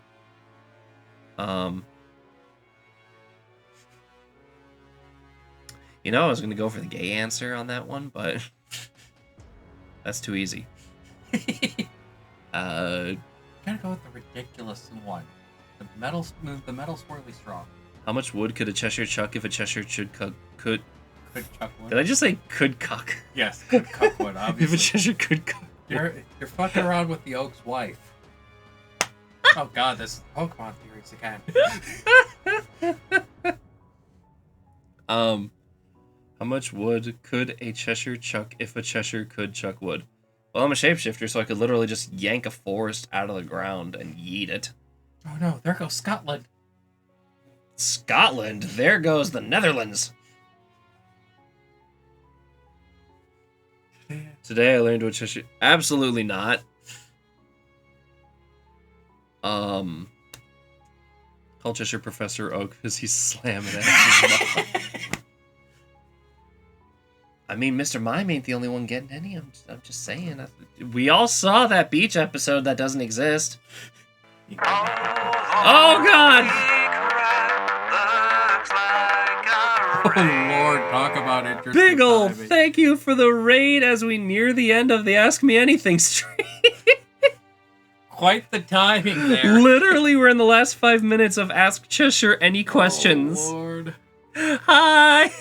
Let me give you a shout out really quick. I hope you're doing well. The bagel has raided. Hey. Hey. Let me give you a shout out really quick. I don't think the... Well, the shadow player is working here. And I'm gonna jump towards him. There you go, Jump lol. to- Let me in? Hi. No. Oh, Elden Ring. That's a... Oh, I forgot Red. Bloodborne. That's my blood. That's I- my blood is red. Okay, Please another stay up there. thing I want to do in the future. Thank you for reminding me.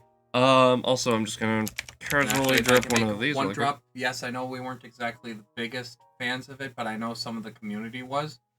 Just a heads up for people, Darkwood is getting a PS5 re-release soon. Yeah, I We- saw that, and I personally won't play it. Yeah, it's just some of you happen to be big fans of it. So... Shameless adverts. just that. But also something, if not next year, then probably the year after, is I want to play a Soulsborne game, but I've been afraid to stream it because I don't like when people tell me how to play the game. Like, if I make a mistake, let me make the mistake and learn. So there is a Darkwood game. Yes, they're re-releasing Darkwood for the PS5. Yep. Can't wait to watch it crash. I mean, it couldn't be any worse than this Pokemon Scarlet or Violet. Jesus, don't even. It's become such a hot topic. What I want to do with Bloodborne is I brought it up, and then it's like, but everybody's played Bloodborne. Yeah, well, everybody's played Wind Waker. Everybody's played Danganronpa. Everybody's playing Elden Ring. Let me have fun. Yeah. But also, what can I do to make my Bloodborne run different? Because I've never beaten Bloodborne. Try an arcane run. That's exactly what I'm doing.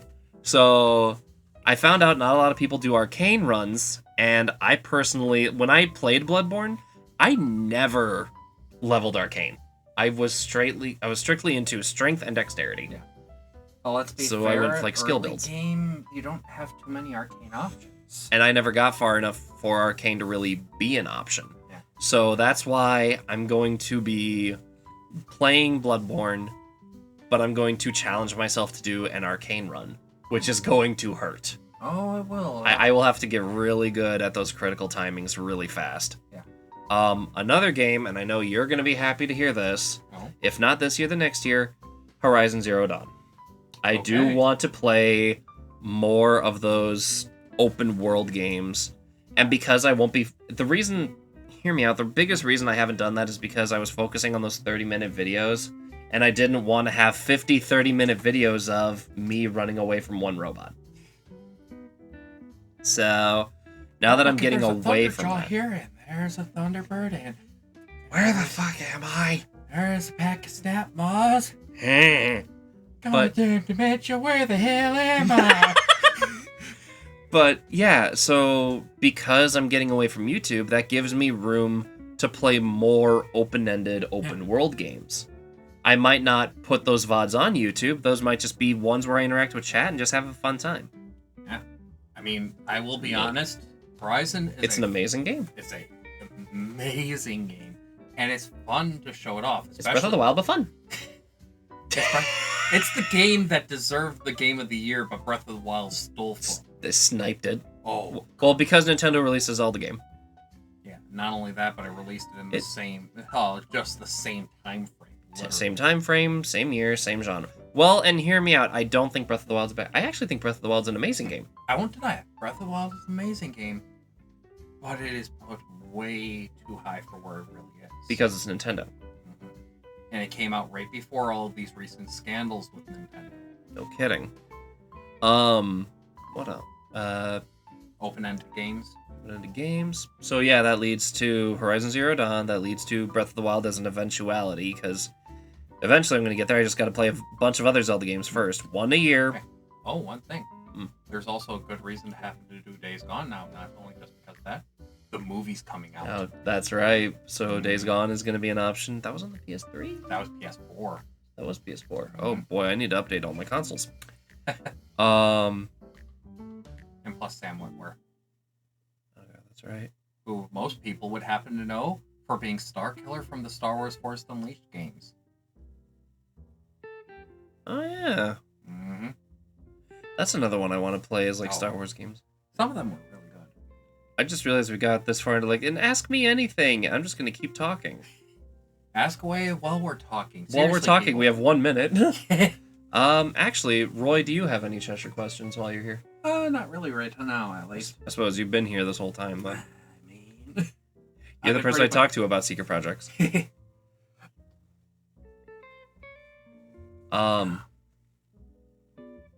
I'll throw in like a little bit to see if people like have questions. Yeah. I see people DMing me.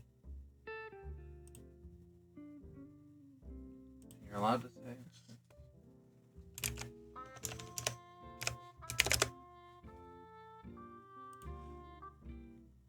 Either way. Ba, ba, ba. Yeah, don't feel afraid to happen to reach out at any point, no matter what platform. Yeah, I dropped the socials right there. Mhm. There's the Discord. Even if I don't have Twitter anymore, I am looking into other things. Yeah, there's other ways to be able to contact it. I mean, let's be fair. My DMs are literally open. If I don't reply, that means I'm either busy or... Anyway. Eventually, he'll get back to you. Eventually I'll get back to you, maybe. It means I'm either busy, I'm drunk, or I'm asleep. So I should DM you curse stuff, got it. Oh, Wife, I will absolutely. block you so fast. Do it.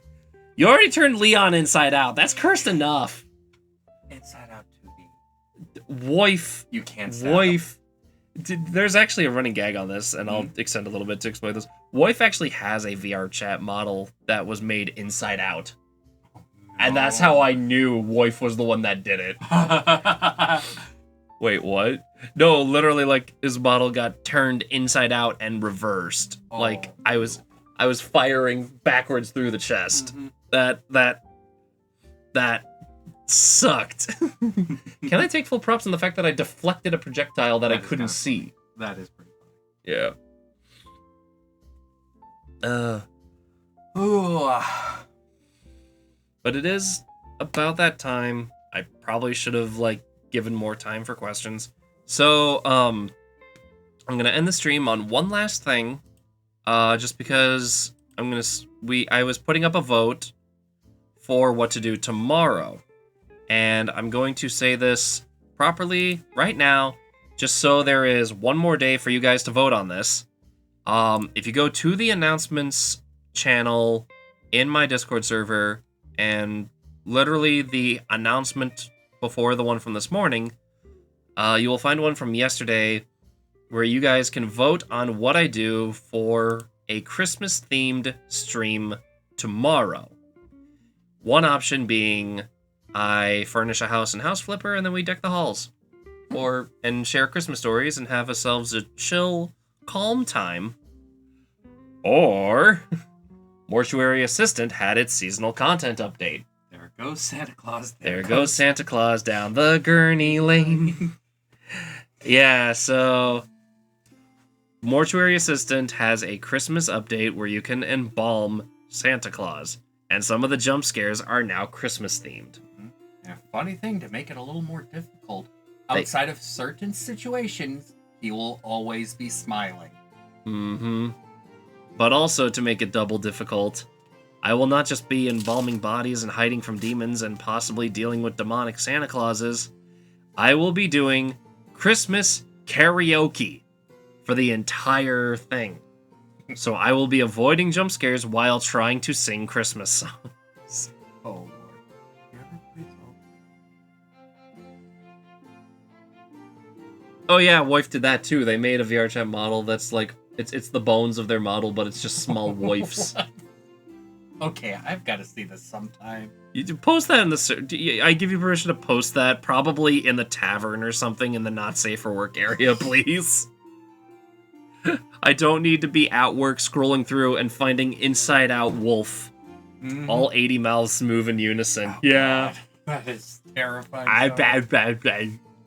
Alright. We are Legion. We speak as one. Oh, Jesus Christ. Alright, I'm gonna find somebody to raid. If anyone does have more like questions for the futures or AMAs, or just questions in general for me, my DMs are open.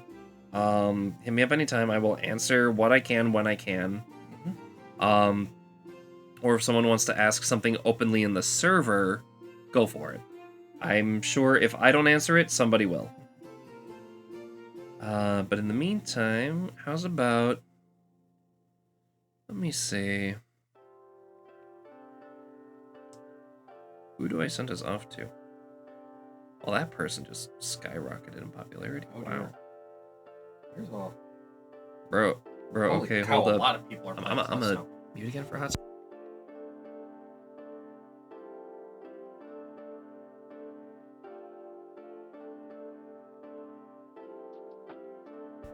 Alright, Sorry about that, people.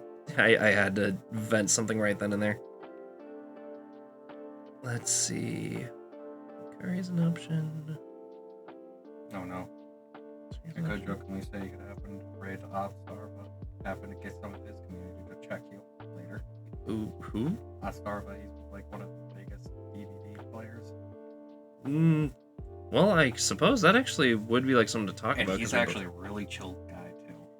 So he would actually be pretty happy to get even a small raid. You know what? What's his name? How do I spell it? Hotstarva. OTZ See. DAR. There, that guy. Oh. He's currently streaming right now, so All right. he is. You know what? We do like our DVD. We do like our This DVD. guy is probably one of the best players in DVD in general. And in fact, is friends with the best Doctor player in general. So not me. I am a goober when I play Funny thing, DBD. I actually went against the best Doctor player once, and we actually happened to chat up a bit after because the fact that it was a really fun match. That's cool though. Mhm. Arc, All right. And if you're ever looking for who that Doctor player is, Arc, Drew, and Dre. They've kind of stopped with DVD lately because they didn't like some of the updates, but they still play a lot of very good titles. But for now, Alright, I'm gonna go ahead and drop them a Yeah. follow because they actually do give me super chill vibes. oh yeah, Hot Starva is amazing. Alright.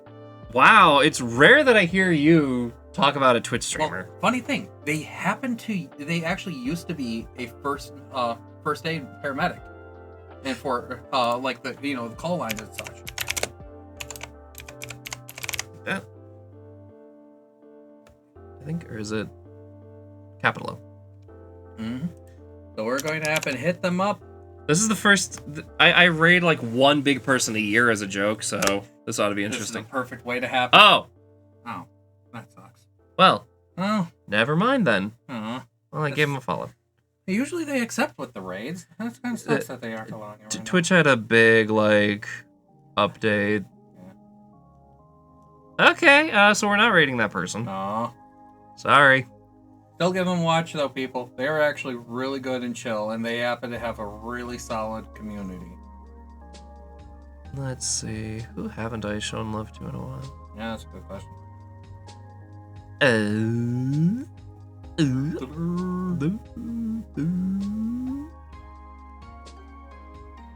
Oh no, he's blinking. Everyone, help! Oh, here. Okay, here's someone I actually rated a while back. Oh, okay. They are super cute. They are a mute streamer. They are a text to chat streamer. Gotcha. But I caught them when Yes, I was playing Subnautica, and they let me type this in first. So it is someone I've rated recently, but details. You know what? At the same time, This one is a total sweeping. So what had happened was I was playing the Subnautica Return to 4546B with mods, and I was looking for new Subnautica streamers to raid. And she was playing Subnautica for the very first time, and I raided her right as she got to the Blood Kelp Zone for the very first time. oh, So we got some like good scares, and then we found out she put her base like right between the Blood Kelp, the Kush Zone, the Mountain Zone. the good spot. She's in that weird, like, not quite the Mushroom Forest, but in like the safe shallows into the kelp, Yeah. into Still, directly good into like the Blood Kelp Zone from there, because there's that weird like in between area, and she somehow managed to like plunk herself. Literally, probably one of the worst spots. I'm not gonna lie. You say that weird- but I think That weird in between biome where you're safe there, but anywhere you go within 5 meters is death. Mm-hmm. So we're gonna show her some love, and keep casting your votes in the server. I will stream tomorrow, whatever we stream tomorrow. So I'll see you guys then. Bye. Bye. Take care, everyone. Oh, I should probably ready the. Oh, definitely. Whoops. Copy that message. I should probably do the professional part of this. Definitely, yeah. You know, Okay, 5 seconds. Bye.